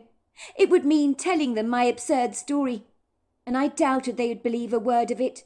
In their shoes, I certainly wouldn't. As my mother used to always say, some things are best not shared, and this story is one of those things. I do believe the winged creature left those dark feathers behind, on purpose, of course, as if the demon was telling me that he was very real and was not a figment of the imagination. I think that was the message he wanted to convey. That's a very obvious possibility, Lisa. What did you do when you found your family dead? I imagine you called the emergency services at once. Is that right? I did everything you do in an emergency situation. I called the emergency services, and when I did, all this weird static came on the telephone, so the woman at the other end could hardly hear a word I was saying. Let's just say I got the hell out of that bedroom. I knew I wasn't in there alone. That thing was there, and it was dangerous, and it was watching me. Later I was informed that the boiler in my parents' ensuite bathroom had been treacherously leaking out carbon monoxide poisoning into my parents' bedroom. It was an old boiler, but for it to leak like that, well, I don't understand it at all. I couldn't believe that it had wiped my whole family out. If I had not been out waitressing, I could have been watching the movie in their bed as well. I probably wouldn't be here either to tell you this tragic story. How does that make you feel, Lisa, knowing you're the only one left in your family to survive this incident? Many people surviving a family tragedy feel a great sense of guilt that they survived the tragedy and their family did not.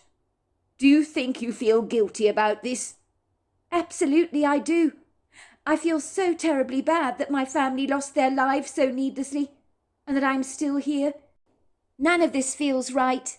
I feel angry with myself, Dr. Bernstone. You see, when I returned home that night, I never thought to check on my family, even though the lights were on, in the upstairs bedroom and the kitchen. I just told myself it was the weekend, and maybe they were still up and about, but they don't normally stay up so late. And my family had been through so much tragedy, losing family members, and then there was my mother's nightmare where the winged creature had appeared in her dream. So you would have thought I'd have the common sense and the vigilance to pay greater attention to my environment. So I failed them. I failed them really badly. I guess I misleadingly thought that after Father Morgan Marshall had visited our house and blessed the place with holy water and prayers, that the curse had finally been lifted and gone away for good, and that everything would ultimately be all right. I never gave much thought to the fact that the father had not blessed my parents' bedroom and bathroom en suite, even though my mother was very troubled by that. That's why she was trying desperately to get someone to bless her room. I thought the evil had gone for good, because the house felt lighter, But I couldn't have been more wrong about that, Dr. Bernstone. I was such an idiot. If only I'd checked up on my family. I could have called the ambulance. Then maybe they would have been saved. I think about that an awful lot. It's very punishing to think about that, you know. You must not beat yourself up about this, Lisa, said Dr. Bernstone. It is very possible that your family were beyond help by then, when you returned from your waitressing job. I suspect they'd long since been dead. You think so, Dr. Bernstone? You really do? Yes, I do, I'm afraid, Lisa. If it's any consolation, I don't think they would have suffered. They probably just suffocated in their sleep and drifted away. They would not have known a thing about it, like when you're given an anaesthetic in an operation. I imagine it would have been just like that. Oh, I'm so glad you think that, Dr. Bernstone. That is a huge weight off my mind. You always worry, don't you? When the people you love died, you ask yourself again and again, did they suffer? I really hope that was the case for my parents. But the enigmatic feathers I found on the bed were a source of great discord for me. I couldn't help but wonder, Dr. Bernstone, if this evil entity stood there in the gloomy light of the bedroom and watched my family just die. I can't even bear to think about that, Dr. Bernstone. But I do believe that that is what happened. I don't think you should go there, Lisa. You'll only be punishing yourself. You know that the medical examiner established that carbon monoxide killed your parents and your 2 siblings, caused from a faulty boiler. They have established that much. On a different train of thought, Lisa, I understand that you sold your parents' house as quickly as you possibly could after the event. Is that right? I did, said Lisa. I couldn't stay at my parents' house a moment longer, nor could I live in the cottage, with all that dark, gloomy, inauspicious energy around. So I moved into a flat chair for a while, with one of the other waitresses I worked with at the diner. She took pity on me when she learnt the tragic news about my family's deaths. There's some good people out there, Dr. Bernstone, and she was one of them. So yes, I sold the house, but shortly after the buyer moved into our property, it went down in flames, and the fire started from the cottage where I'd been living.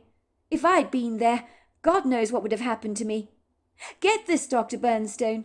Even the fire brigade do not know what caused the fire. They are completely stumped by it. Foul play has been ruled out. Dr. Bernstone's eyes grew round. No one was hurt, I hope, in that fire? No, the family that purchased the house from me were on holiday, would you believe it? They returned home to find their house was a pile of ash. Since then they've rebuilt my former family home, with the insurance money they received. It looks pretty good these days, completely different to the house they purchased from me. But very nice at the same time. Personally, I'm very glad the place burnt down. I can only hope the evil has finally gone. That's extraordinary, Lisa. Absolutely extraordinary that the house went down in flames. I don't know what to say about that. You don't have to say anything, Dr. Bernstone. I'm grateful you're listening to my story. I'm not looking for sympathy of any kind, if that's what you're thinking. I really don't want people's pity. That's the last thing I want. I just want the tools to live my life as productively as I can, to overcome the grief that has held me to ransom every day of my life. That's why I'm here, Lisa. Tell me, do you feel better having talked about this? You know something, Dr. Bernstone? I think I do. I really do. By all accounts, I was very surprised by how good it felt to talk to Dr. Bernstone about the tragic incident that had taken my family's lives away so needlessly. Talking about how they met their end was like a heavy weight being lifted off my shoulders. Being able to talk about it in such an open and honest way really was a relief. I thought talking about the curse and about how I had discovered my family dead in my parents' sumptuously cosy bed would make me feel all the more traumatized.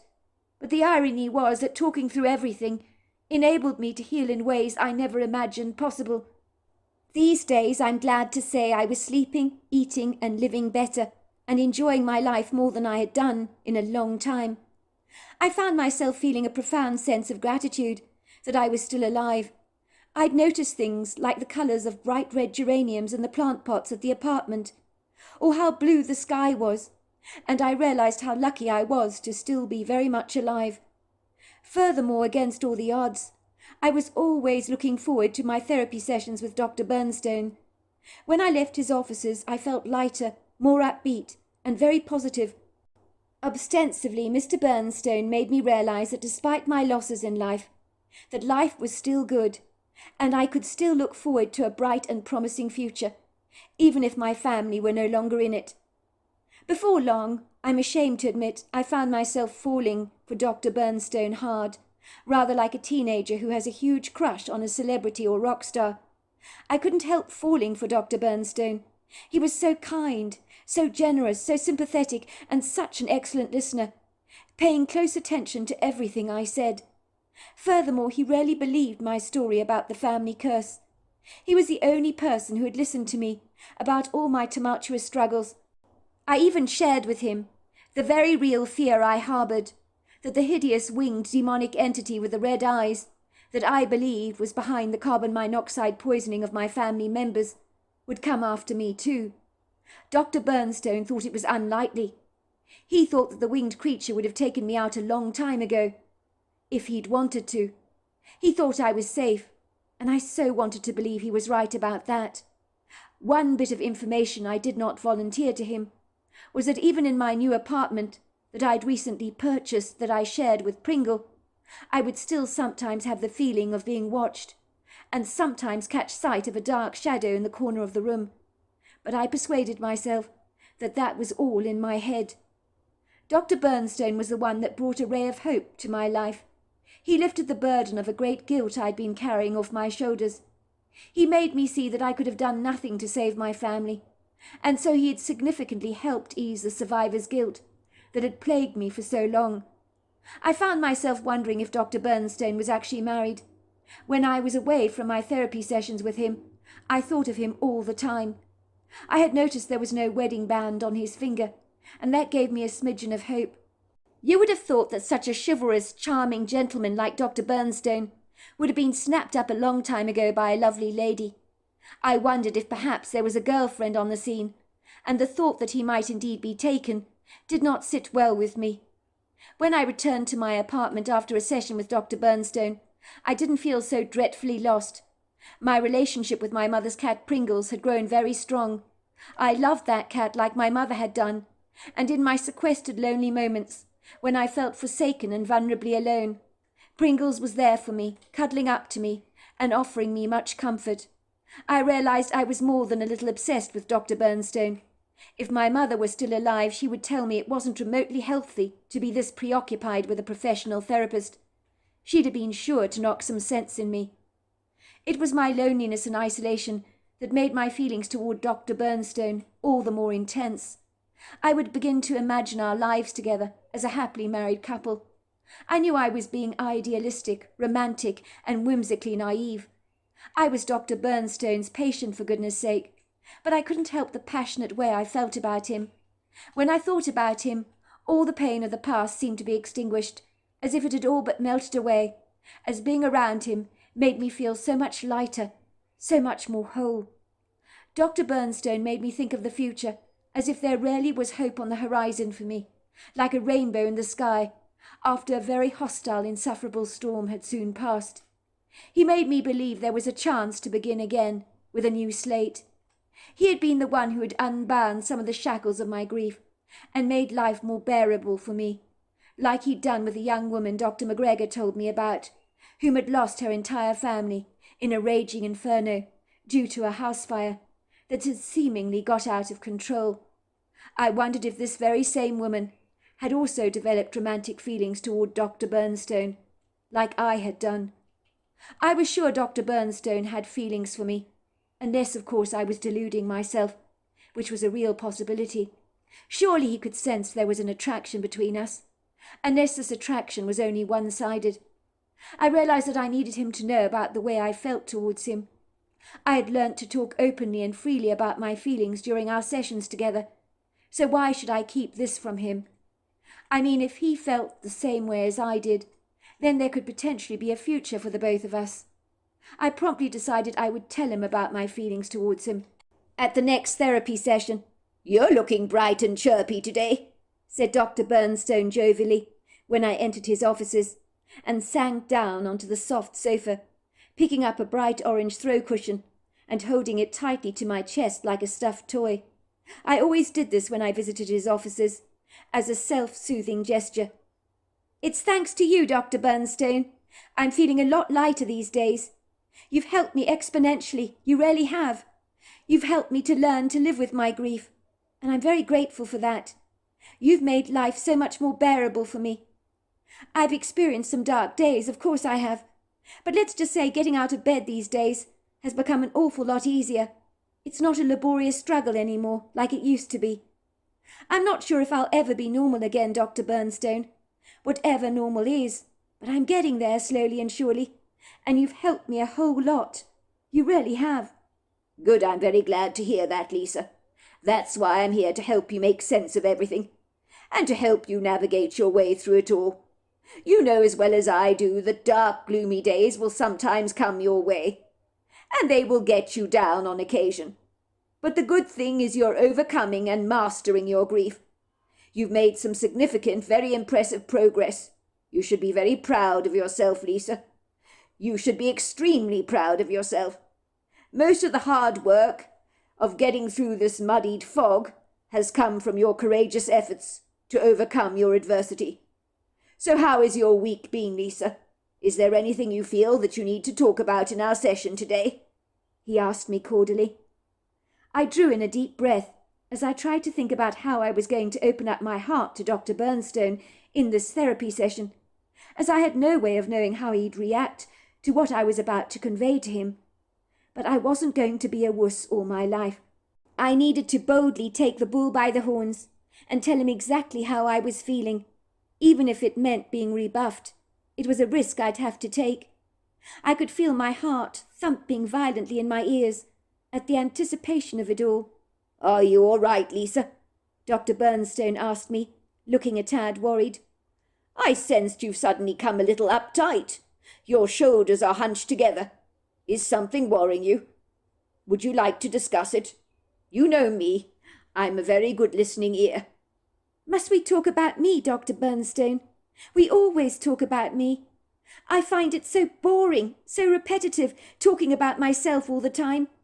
Let's not kid. My life isn't exactly riveting, is it? I really would like this session to be talking about you, if we may. I've been coming to see you now for over a year. Yet ironically, I know nothing about you at all. I don't even know your first name, believe it or not. And that is kind of bizarre, given you always call me Lisa. You're my patient, Lisa. The sessions we enjoy together are to discuss you and your life. We come together as a team to talk about your feelings so that together we can work through your grief. These trauma therapy sessions are not about me, Lisa. They have never been about me. I am very satisfied we are making excellent and steady progress. And as I was saying, I cannot reiterate enough how much credit you deserve for your remarkable accomplishments. You have been resolutely determined to overcome your grief, and you need to be commended for that. Look at you. These days you are no longer a prisoner in your apartment. You regularly walk your neighbour's spaniel to get good exercise. You've joined a pottery class for recreation. You've been showing an interest in starting up your own beauty therapy business, something you've always wanted to do. These sessions are not about me. I'm your doctor. You are my patient. That is how this works. You do understand that, don't you, Lisa? Of course I do, Dr. Bernstone. But don't you see, I want this session to be about you, Dr. Bernstone. I want to know all about you. I only know that you have a father who's a pastor, and that's about all about you I know. What is your first name, Dr. Bernstone? I don't even know that. I can't believe I don't even know your first name. That's kind of shocking, don't you think? Especially since I've been seeing you for over a year. Dr. Bernstone shifted rather awkwardly in his chair. He didn't look desperately comfortable with me asking him all these personal, upfront questions, but I couldn't help myself. I wanted to know everything about him. I'd fallen hopelessly in love with him. I needed for him to know about these feelings of mine, and for the first time in my life, I wasn't actually afraid to put them out there. Dr. Bernstone was the kindest person I'd ever met. I couldn't help but think we'd be so good together as a couple. If only he'd admit to his feelings towards me. I knew he liked me, or was I deluding myself about that? Had I imagined that there was an attraction and a connection between us, when there really wasn't? I didn't want to consider the latter, even a remote possibility. Please, God, I thought. Please may Dr. Bernstone fancy me, as much as I fancied him. Otherwise, after my confession to him, I was going to look like a prize idiot, with egg splashed all over my face. My name is Neil, Dr. Bernstone told me. Neil, that's a cool name, I said reflectively. I really like it. It suits you, Dr. Bernstone. Can I call you Neil, Dr. Bernstone? You call me Lisa, after all, so fair's fair, don't you think? If you want to call me by my first name, Lisa, by all means do so. You are welcome to do so. Thanks, I appreciate that. I hate formality. I just feel, Neil, I don't know anything about you at all. But I do know you're the kindest person I've ever met. And, well, I don't know how to say this to you, but I think I'm falling in love with you. You're not married, are you, Neil? You don't have a serious girlfriend, do you, by any chance? I studied his face curiously, to see any telltale clues that might tell me whether he did indeed have a significant other. But I saw no sign of this on his face. For a moment Dr. Bernstone said nothing. His nose twitched rather like a rabbit, while his kind eyes were quick to avoid my inquiring gaze. I dare say he didn't like being put on the spot like this, and I couldn't blame him for that. He was finding our conversation, I suspect, excruciatingly uncomfortable. Finally he spoke. No, I'm not married, Lisa, and I'm flattered that you think you are in love with me. But as you yourself say, you don't know anything about me. You think you're in love with me, but you're not in love with me. I can assure you of that. You come here to these sessions to talk about your issues with me. I listen. It's very common for patients to end up feeling this way about their doctors. But we can talk our way through these feelings you believe you have for me. It's nothing to be embarrassed about. It's more common than you may know for patients to develop feelings for their therapists. When someone is around you for long enough and is interested in what you have to say, it's easy to falsely assume you have feelings for that person, because you feel there is a connection. Everyone wants to feel heard and listened to, and it's easy to confuse those feelings for infatuation or love. It happens very frequently, believe it or not, and you're not the first patient to express feelings of love towards me. I've been through this before, you know. I thought that might be the case, Neil. I think it's very easy to fall in love with you. But the way I feel about you is not in my head, I promise you it's not. I think about you all the time, Neil. When I leave your offices, you're all I can think about. I think about when I'm going to see you again, and I can hardly wait. I've been thinking about how good we would be together, if we became an item, that is. Look, Lisa, as I was saying, I'm extremely flattered you feel this way about me. Or at least you think you feel this way about me. But I do hope you know nothing could ever happen between us. It is not possible. I am your doctor. You are my patient. It is unethical and illegal to get involved with your patients. These ethics need to be respected and adhered to at all times. The line between a patient and doctor can never be crossed. You're in a very vulnerable, fragile place at this time in your life, Lisa. No one can dispute that for a second. Especially not me, having worked with you through all your trauma. Look at what happened to you. Your entire family has been wiped out. If I was to engage in a relationship with you, I would be doing a deplorable, disingenuous thing, taking advantage of a very vulnerable woman such as yourself.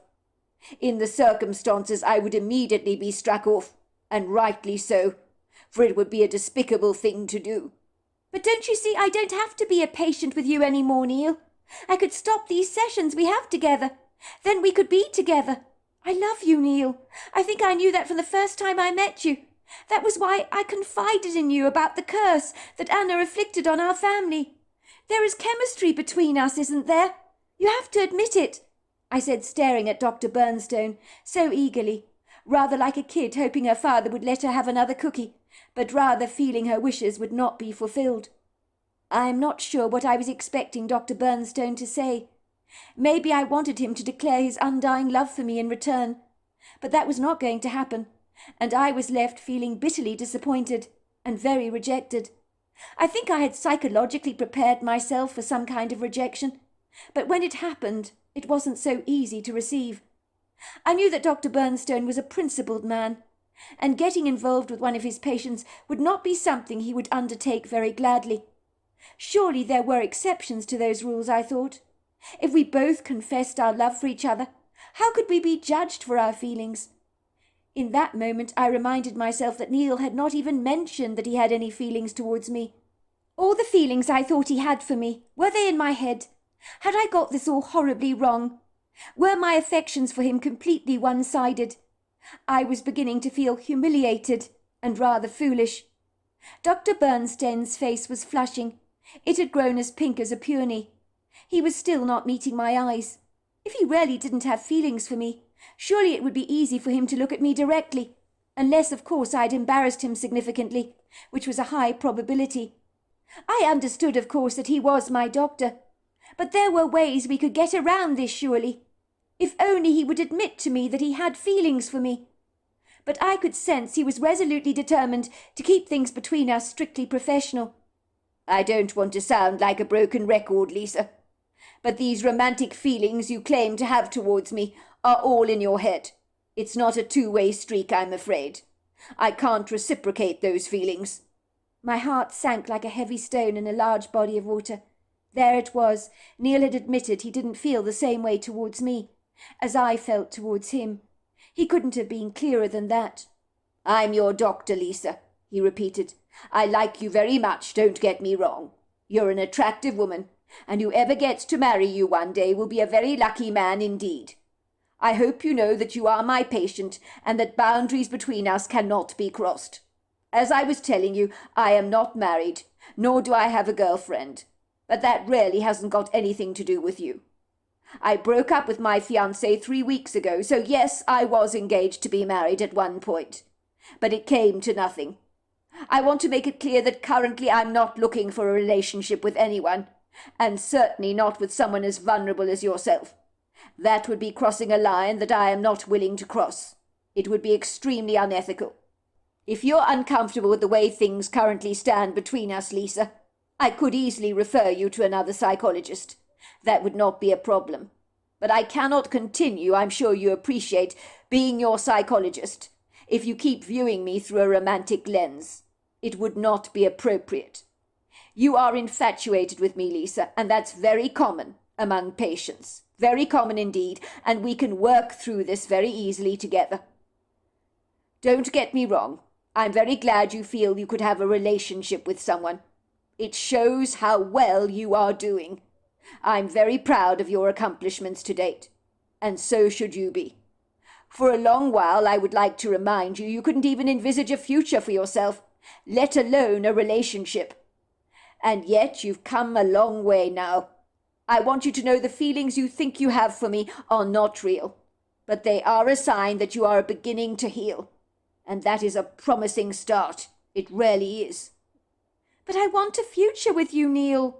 I've fallen in love with you, don't you see that? I want us to be together. We can be discreet, I promise you. I won't tell anybody about our relationship, so that we don't get into trouble. I'm sure you feel something for me, Dr. Bernstone. It can't be in my head. I can see it in your eyes. You're attracted to me. Why don't you admit it? At least be big enough to admit it to me. I couldn't believe I was saying all this to Dr. Bernstone, and putting him directly on the spot like this, as moments before he had said very clearly that he didn't have any feelings towards me.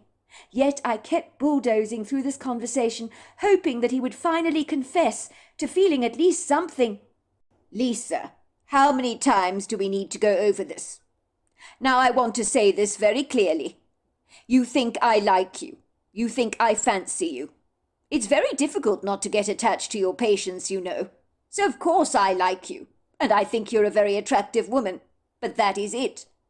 I always try to keep the professional distance between me and my patients. If I didn't, I would go home every night caught up in the tangle of my patients' issues. I have to make a strong divide between my private and my professional life. If you're entertaining any other ideas about me romantically, Lisa, then I think we should call it quits right now, before I end up hurting you. You've been through enough hurt in your life, and I don't want to add to it. It's not healthy for you to be talking to me like this. You know nothing about me. You cannot be in love with someone you barely know." Dr. Bernstone began to scribble something on a piece of paper. He handed it over to me. "This is the name of a very good psychologist. I recommend you see her, Lisa. I think we can agree that it won't be healthy to continue our sessions together in the current circumstances, unless you are willing to work through these feelings with me. Otherwise, it's for the better that we part company. I'm sorry, but I cannot reciprocate your feelings. Anything you have with me is strictly professional, and that is the way I want it to remain. But if you can't see beyond that, then it's best you see someone else." I snatched the paper angrily from Dr. Bernstone's hands. I was tempted to tear it up in front of his face. I had certainly not expected him to rebuff me like this, and it really hurt me. But then I'm not sure what I expected. I could see that Dr. Bernstone was resolutely determined. He had meant every word he said, and that there could be no romantic relationship with us. He claimed the feelings between us were not real. They were all in my head. Could he be right about that? Did I think I was in love with him because he listened to me when I had hit the lowest and darkest place in my life, a place so dreadfully bleak I couldn't wish it on my worst enemy? What he said was perfectly true, of course. No one I'd ever met listened to me like he did. I had to remind myself that Dr. Bernstone was paid to listen to his patients, rattling on and on about themselves, much like I had done in the last year or so. Was that why I thought I was in love with him? Because he cared enough to listen to my ramblings? I walked out of Dr. Bernstone's office, feeling as if I'd been hit across the face with a baseball bat. How could I have been so blind-sighted, so stupid? Maybe Dr. Bernstone was right, and my infatuation towards him was like a pathetic schoolgirl crush. I was a messed-up human being, I knew that. I had lost my entire family to a devastating tragedy. Who in their right mind would want to get involved with the likes of me anyway? I was a wreck in every way. Of course I understood that patients often fell for their doctors, and that stood to reason. My relationship with Dr. Bernstone rarely felt different. I could talk to him so easily, so effortlessly.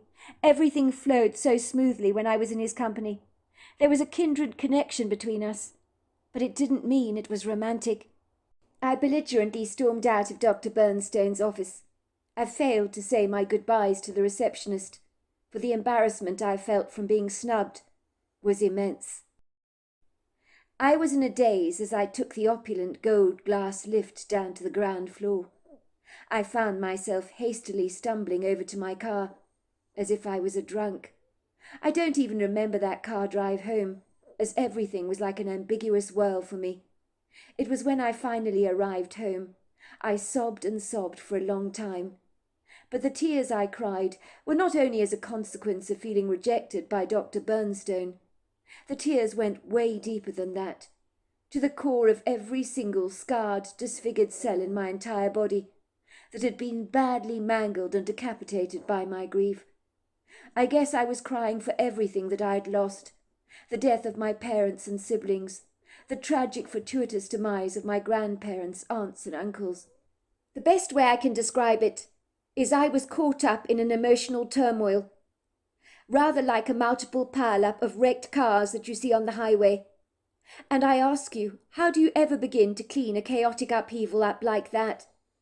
So for me, all this crying was like purging out some of my deep hidden inner trauma.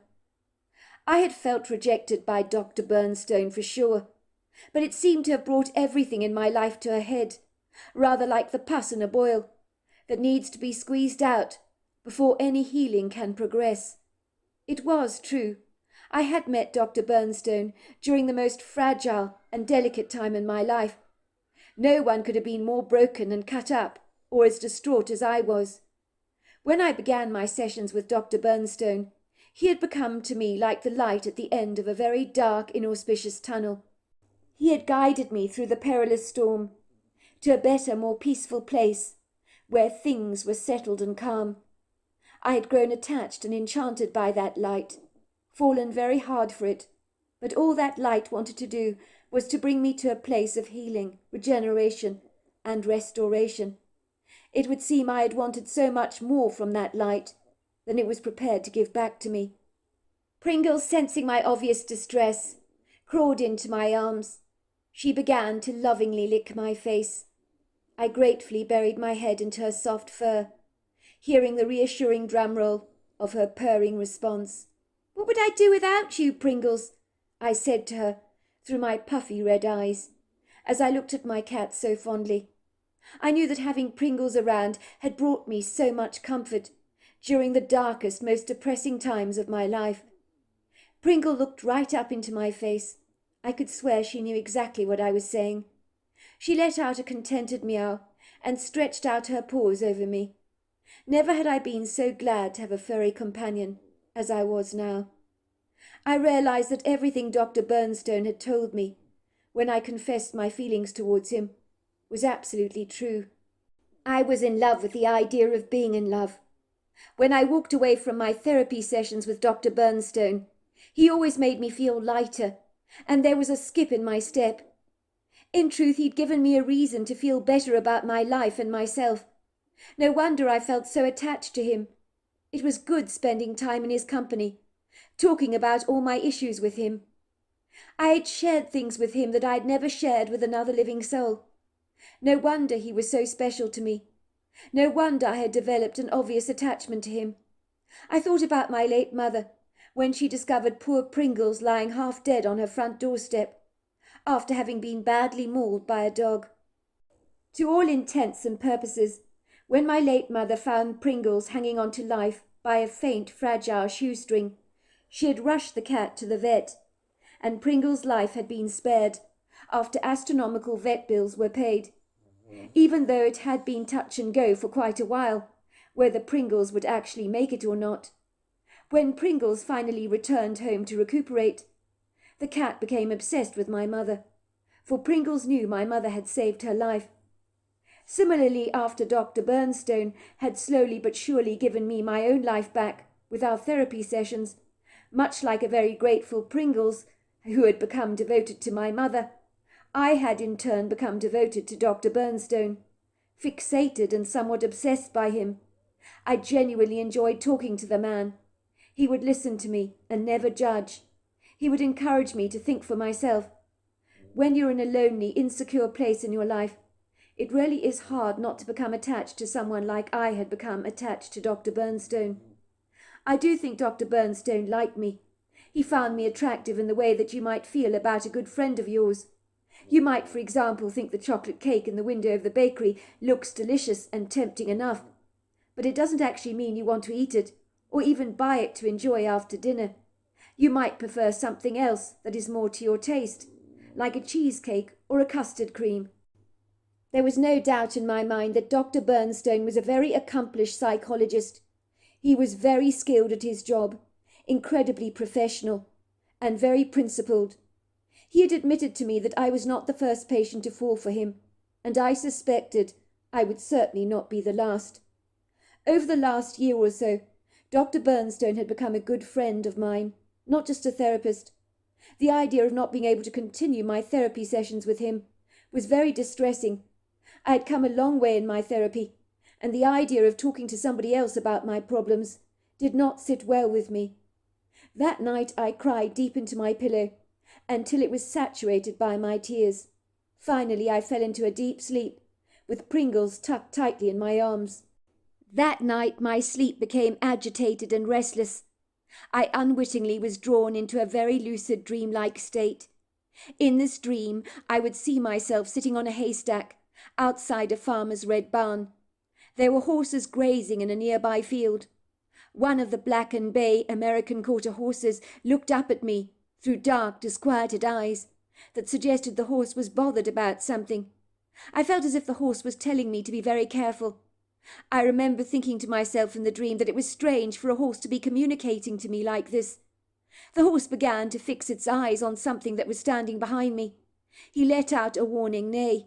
He began to shake his head up and down, while his long dark tail thrashed backwards and forwards, as if he was squatting a multitude of flies. I hurriedly turned around to follow the horse's gaze. In my dream I could see the shock on my own face, the colour draining away from my skin.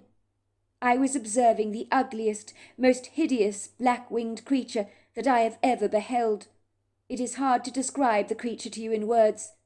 It looked like a cross between a demon, a vulture, and a man. His red eyes glowered at me, and then he hissed in my face, "I'm coming to get you." Before I knew it, the creature plucked a large black feather out of its wings and placed one of the feathers in my hand. He let out a loud, satisfied cackle, and then flew into the depths of the very black sky. I woke up with quite the start, because Pringles was making a weird kind of commotion. Her meow had become more like a wail. She jumped away from me, off the bed, letting out a growl and a hiss. She cowered in the corner for a second, and then finally dashed under the bed to hide. I was so exhausted from all my crying, but Pringle's absurd idiosyncratic behaviour got my attention, so I wiped away some of the cobwebs of sleep from my eyes. The curtains in my bedroom had not been drawn that night, so the moonlight spilled magnanimously into the room. All the furniture was illuminated in the pearly light. I could hear Pringles still hissing from under the bed. Something had grievously upset her. She was behaving much like she had done when I had felt the menacious presence in my parents' kitchen. In that second I recalled my dream with a vivid clarity, as I realized the winged creature that had visited many of my family members shortly before they had died had all but visited me. Did that mean I was also going to die? I realized I was clutching something tightly in my hand. I glanced down at my hand, horrified to discover that I was holding a large black feather, like the feather that had been given to me in my dream by the hideously ugly winged creature. It was like one of the black feathers that I discovered on my parents' bed when I found their deceased bodies. How was this even possible? Did this mean my dream was real? In that horrifying, surreal moment, I had a profound sense that I was not alone. Something was there. Chills of dread shot down my spine. My whole body nervously prickled with an electric static. I knew there was something standing in the dark corner of my room, but I couldn't see it clearly. Whatever it was watching me, observing me, keeping its eyes pinned on me. The energy it exuded was inauspiciously malevolent. I knew it was a dark shadow of some kind, but I couldn't make it out clearly. I was paralyzed with an all-consuming fear, while Pringle remained under the bed and continued to hiss.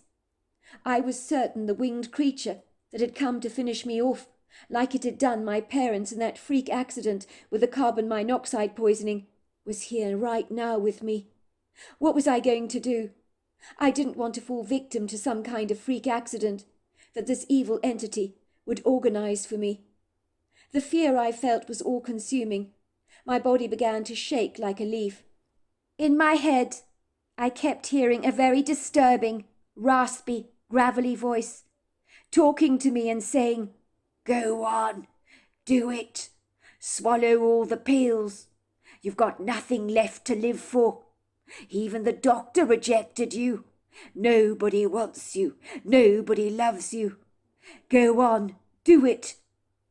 In my head, I suddenly was taken to my bathroom cabinet, filled with bottles and bottles of pills. The voice urged me on, encouraging me to take them all. "Swallow the pills. Take them. You'll never have to wake up." I knew it was the winged creature filling my mind with these preposterous ideas. I knew I needed immediate help, as the desire to walk over to the bathroom cabinet, to take out the bottles of pills, and to swallow them all was all-consuming. It was like something else had taken full control of my faculties, of my body and mind, and I couldn't fight against it. I knew if I didn't get help at once, I would almost certainly swallow those pills, and I couldn't afford to allow that to happen.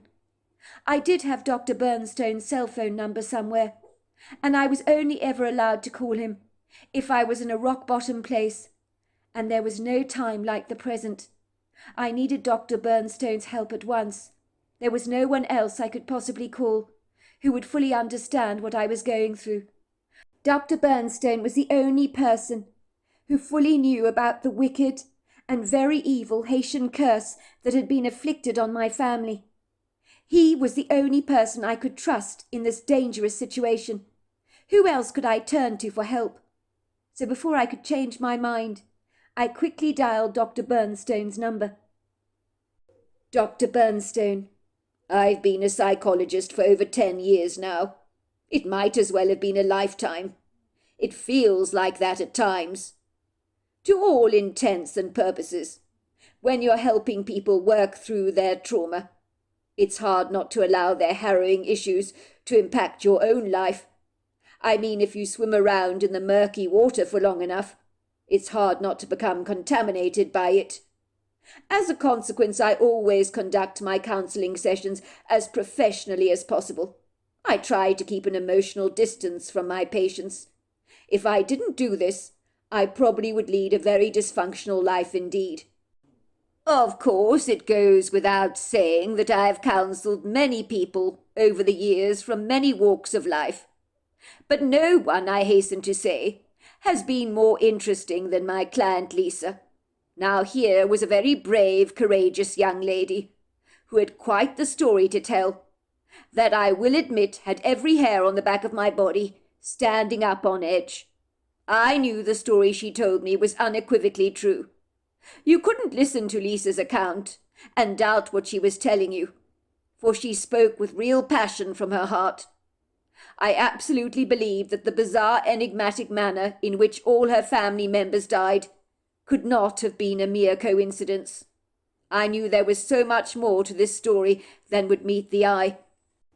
Ostensibly, the insidious deaths of members of Lisa's family had all been clandestinely made to look like tragic, unforeseen accidents. That had been the idea, I suspect. But let's not kid. The evil one and his minions can be cunningly manipulative and very deceitful at the very best of times. I know this because I grew up the son of a pastor.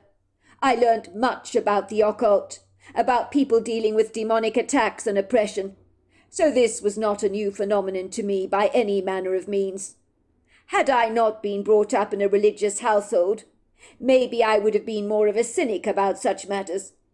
But my father opened my eyes to a darker side of the world that few people talk about. On one occasion my father went to bless a house of one of his parishioners, a woman called Deborah. This woman got divorced from her husband and wanted to keep custody of her children, as many women in her position would do. It seemed like she was going through an ongoing tumultuous battle with her husband, who had informed her that he fully intended to take everything from her, which I expected included her life, if he could get away with it, of course. And what better way to do this than recruit the services of someone who deals with voodoo and knows how to access the demonic realm.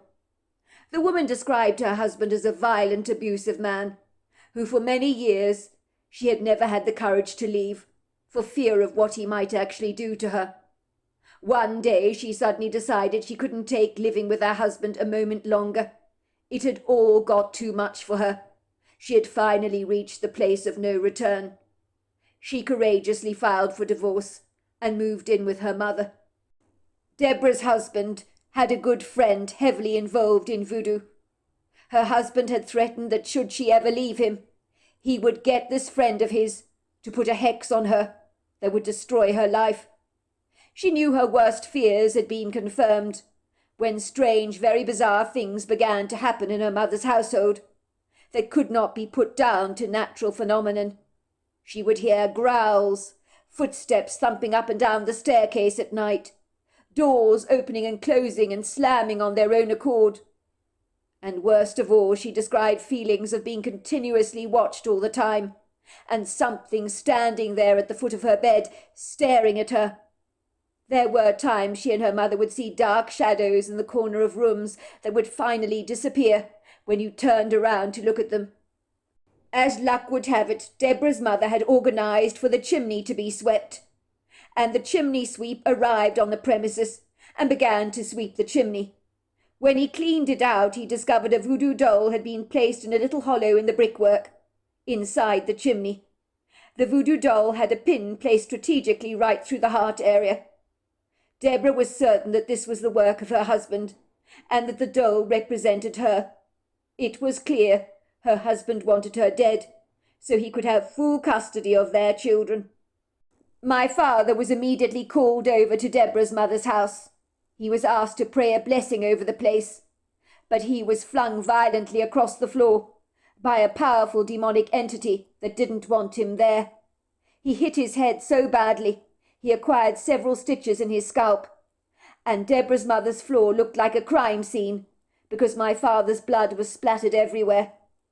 My father immediately consulted the Catholic Church and found a Catholic priest that was willing to handle the exorcism of both Deborah and the house that she was residing in with her mother.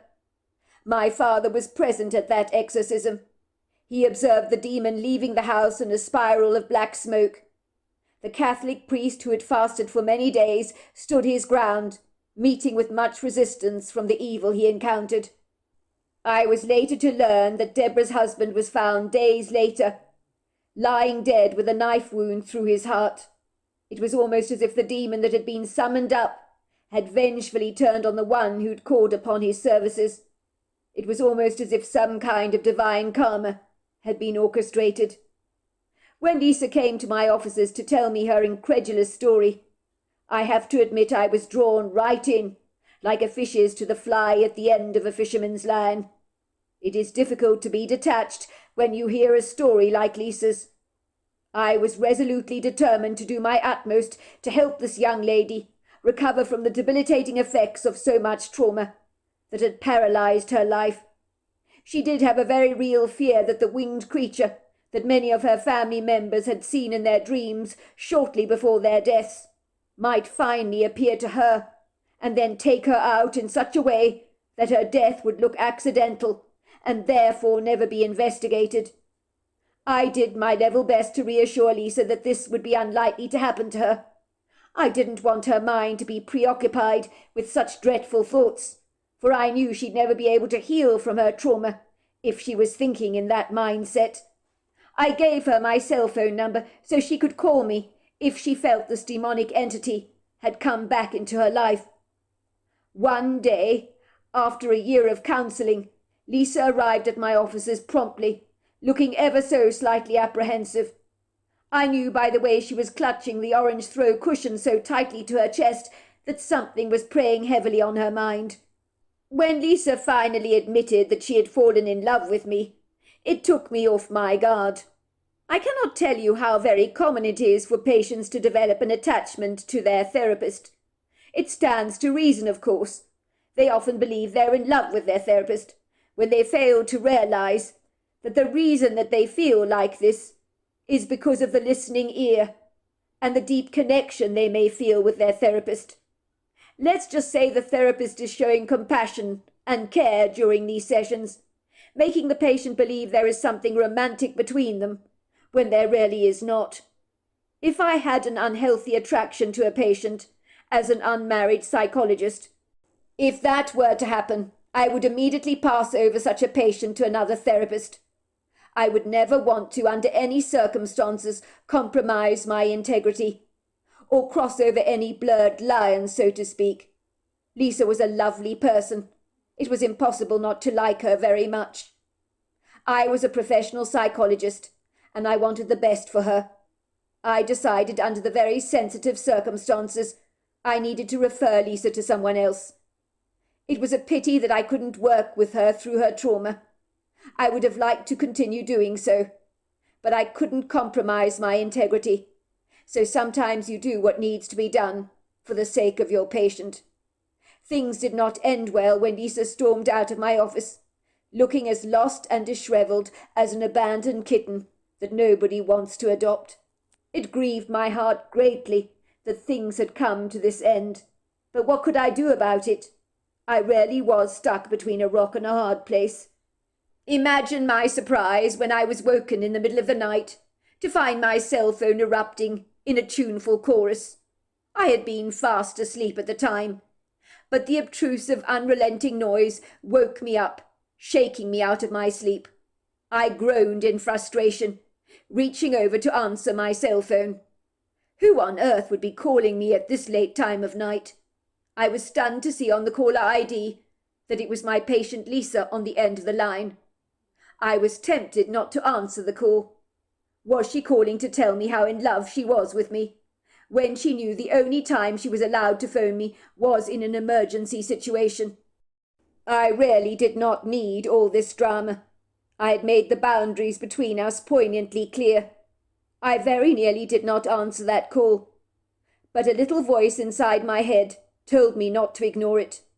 I knew if I went back to sleep, I would become restless, concerning myself that Lisa might have been calling me about a problem that she was having. And how would I be able to live with myself if I ignored her? "Lisa," I said, "do you realize what time it is? Why are you calling me in the middle of the night? This better be good." I could hear a muted whisper on the other end of the phone. "Dr. Bernstone! Dr. Bernstone, is that you? Is that you?" "It's me. What's wrong?" "Oh, Dr. Bernstone, I don't know why this is happening to me after all this time, but the winged creature, he appeared to me in my dream." "Why don't you tell me what happened in your dream, Lisa?" "Well, Dr. Bernstone, I saw myself sitting on a haystack outside this red barn. There was this horse in a field. He was close to the barn. He was looking at me, warning me about something. He looked troubled and was staring at something behind me. I turned around to follow the horse's gaze, and that's when I saw him, Dr. Bernstone, the winged creature. He plucked a feather out of his wing. He put it in my hand. He was smirking at me, Dr. Bernstone. I knew I'd been dreaming, but my cat Pringles woke me up with a start. She was hissing at something in the room. She dived under our bed to take cover. She was so affrighted, Dr. Bernstone. When I woke up, I had a black feather in my hands. Where did it come from, Dr. Bernstone? Where did it come from?" At this startling revelation, my heart became as cold as ice. My pulse began to race, and I could taste nausea developing at the back of my throat. This I did not need to hear. This was not good news. "You woke up after your dream, is that what you're saying, Lisa? And you found a black feather in your hand. Is that right?" "That's right, Dr. Bernstone. Similar to the feathers I found on my parents' bed after they died. You should see Pringles, Dr. Bernstone. She's absolutely terrified. She's cowering under the bed right now, even as I speak. The winged creature, Dr. Bernstone. I can't physically see him, but I sense him. He's in the room with me. I can feel his presence. But the worst thing of all, Dr. Bernstone, is he's taken over my head. He's taken over my body. I know it sounds strange, but he keeps telling me to swallow a whole bunch of pills. He's got an enormous hold over my mind, Dr. Bernstone. He's telling me to go into the bathroom, to go to the cabinet, and to take the pills out. I did that. I've got a bottle of pills in my hand, Dr. Bernstone. I'm so scared I'm going to swallow them all. I don't want to kill myself, Dr. Bernstone. I really don't. But it's like my body isn't my own anymore. This winged creature, Dr. Bernstone, it's controlling me. It's persuading me to take these pills. And I'm so tempted to do it. I think I'm going to do it. How can I stop doing it, Dr. Bernstone? I need your help. I don't want to kill myself. I'm so frightened. I'm so scared. "Calm down, Lisa. Everything's going to be absolutely fine. Just give me your address, will you? I'm coming to pick you up right now. Leave your front door open so I can get in." "Oh, thank you, Dr. Bernstone. I'm so sorry to wake you up in the middle of the night like this, but there's no one I could call but you. Only you understand what I'm fighting against." "Just keep calm, Lisa. Hold it together. And don't let this thing persuade you to take those pills. Keep saying the Lord's Prayer out loud. It'll help you. I'll be there as quickly as I can, I promise." I knew I lived in the countryside, but with the roads all clear, it took me a good 25 minutes to reach Lisa's apartment. I had to climb several flights of stairs to get to her flat, but thank God Lisa had left the front door wide open. When I entered her apartment, all I can say is, there are no words.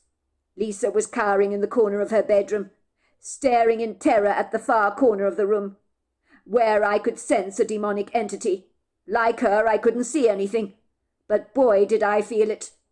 Lisa had a bottle of pills in her hands and was saying the Lord's Prayer over and over again as quickly as she could. Our Father, who art in heaven, hallowed be thy name. Thy kingdom come, thy will be done, on earth as it is in heaven. Give us this day our daily bread, and forgive us our trespasses, as we forgive them that trespass against us. Lead us not into temptation, but deliver us from evil. For thine is the kingdom, the power, and the glory, for ever and ever. Amen. I grabbed the pills from her and hurriedly ran into the bathroom to flush them all down the toilet. After I'd thrown the pills down the toilet, I felt a degree of relief. But then I found myself being lifted into the air and flung across Lisa's bedroom, where I hit the wall and did some damage to my head because my head began to throb. Whatever had hurled me across the room had done so with a violent force, so much so that several pictures on the walls collapsed and crashed onto the ground. I couldn't physically see what had made me feel so powerless, but I didn't waste any time. Lisa screamed, but I grabbed her hand, and together we ran down several flights of steps. Finally, we reached the car park. I climbed into my SUV, closing the doors behind us, accelerating away from the complex as fast as I possibly could. We left Pringles behind, Dr. Bernstone. We have to go and get her. She's so terrified. I'm sorry, Lisa, we can't do that. I'm sure Pringles will be fine. The demon is after you, not Pringles. You're not safe going back to your apartment. I'm taking you to my home in the countryside. You'll be safe there. I will contact my father. He'll help us deal with this problem. Dr. Bernstone, I can't thank you enough. You saved my life. I was so close to taking those pills. That thing took complete control of my mind and my body. It was not me who saved your life, Lisa. You did that yourself, by reciting the Lord's Prayer, and that prayer is very powerful indeed. For the rest of the car journey back to my country home, me and Lisa said nothing. It was late, and the shock of what we both experienced hit us both hard like a cold slap on the face. If I'd ever had any doubt in the story that Lisa had told me when she first came to my offices about the curse her family had been afflicted with by a Haitian woman called Anna, those doubts were ironed away in a second. I was in no doubt that Lisa was in very grave danger by a malignantly powerful force, the likes of such that only the church could deal with. This was not a problem that the average Joe such as myself could fix. This was not a fight against flesh and blood, but against principalities of evil in high places. I decided when we reached my home, I would put Lisa up for the night in the spare bedroom. I would call my father to come around to the house at once, because he would know what to do to keep her safe from this demonic entity. At one point during my journey home, we began to drive down a rugged, sequestered country road that I knew well, but it was very dark, surrounded by trees, and of course there were no street lights in such a remote part of the countryside. "Where are we?" Lisa asked, looking bemused. I guess she hadn't expected I would live in the countryside like this, and assumed I lived in some fancy apartment. "Do you live in the sticks? I had no idea." "I'd hardly call it the sticks. I live relatively close to town, do I not? But I enjoy being in the country. Don't worry, we are close to my farmhouse now. Once we're inside, I'll call my father, and he'll be around in a shot. He only lives 15 minutes away from me." "What the hell is that?" asked Lisa, pointing towards the road. "It's standing in the road, looking at us. What is it, Dr. Bernstone?" I peered through the window rather gingerly, and that was when I saw him. Nothing prepared me for what I was seeing. I guess this thing wanted to show himself to us, so he manifested before us so clearly that we were in no doubt of what we were seeing. It was clearly a demon. My whole body began to shake involuntarily, like a tree on a very, very windy day.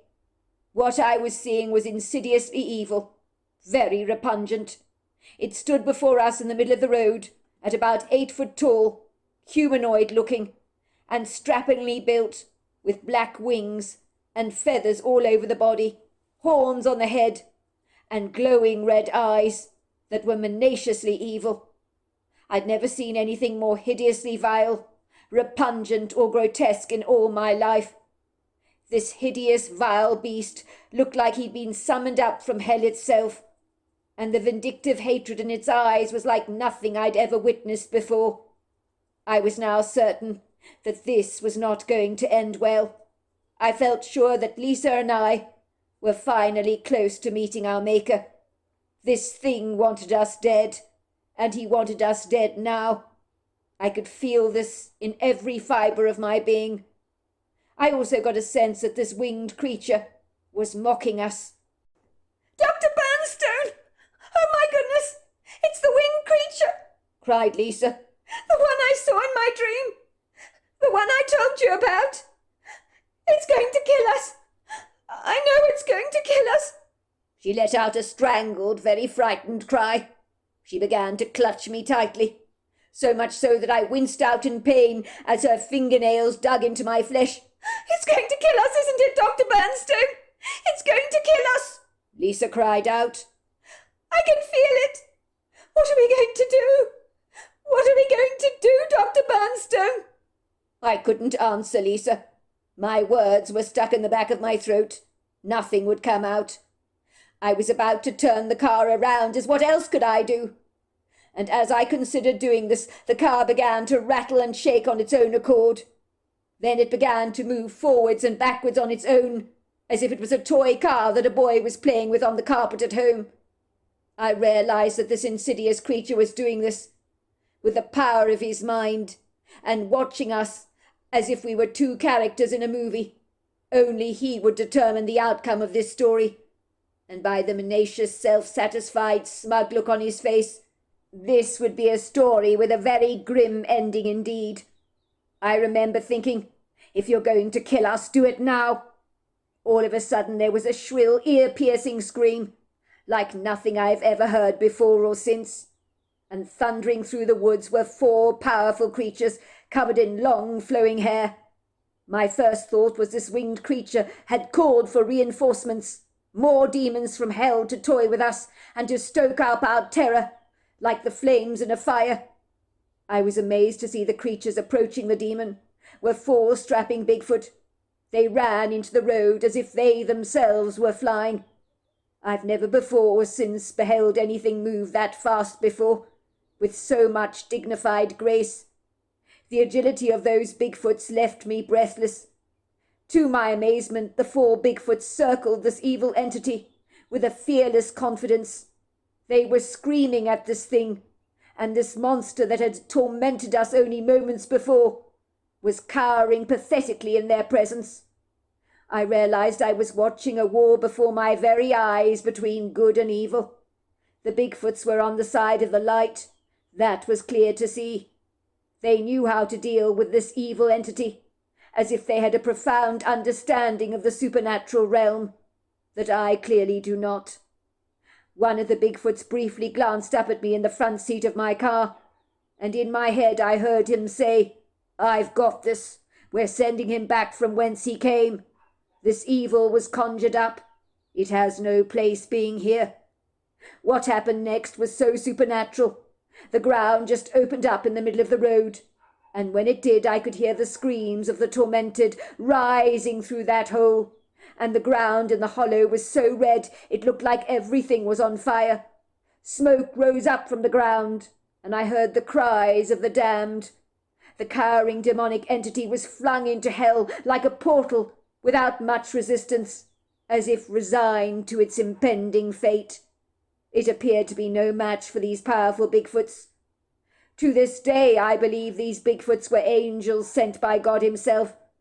To my amazement, the ground swallowed up the demon and then closed up on its own accord. The one male Bigfoot, who was easily over 10 foot tall, powerfully built, walked over to the passenger side window and tapped on it to get Lisa's attention. He beckoned for Lisa to get out of the car. I knew he wanted to help us. What should I do? Lisa asked me with wide eyes. The Bigfoot wants me to get out of the car. Do as he says, I said confidently. He's on the side of the light. He wants to help you. Lisa reluctantly climbed out of the car. She stood there awkwardly in the middle of the road. The Bigfoot's eyes were so kind. I knew that any fear Lisa might have entertained would have promptly left her. All the Bigfoots were giving her an encouraging look. Lisa told me afterwards that the Bigfoot that was speaking to her told her in her head that he wasn't going to hurt her, but he needed to remove the curse that had been cast over her in case the demon was conjured up again, because if he was, he would come after her. He put his hand on Lisa, and all of a sudden out of her head a snake materialized. It was being pulled out of Lisa by the Bigfoot. It looked as real as any physical snake you would see. It was writhing, hissing and moving, and with one hand the Bigfoot tore the snake to shreds, threw it onto the ground, and it just vanished from sight, dissipating like black smoke from a chimney, and was gone. The Bigfoots surrounded Lisa. They appeared to be talking to her intently. She was nodding. Finally she sashayed back to the car, in a very upbeat mood, a different person to the one that I'd met cowering in her bedroom only moments before. Once Lisa climbed back into my car, the Bigfoots nodded at the both of us. Then they glided away, and I watched them disappear into the trees. I marvelled at what they had done, and how they had miraculously come to our rescue at the quintessential perfect timing, which made me all the more convinced that they were angelic. What the hell? I said to Lisa. Did that just happen? Or am I deluding myself? Am I dreaming or something? Ouch! I said, when Lisa reached out to pinch my arm. What is that for? I asked.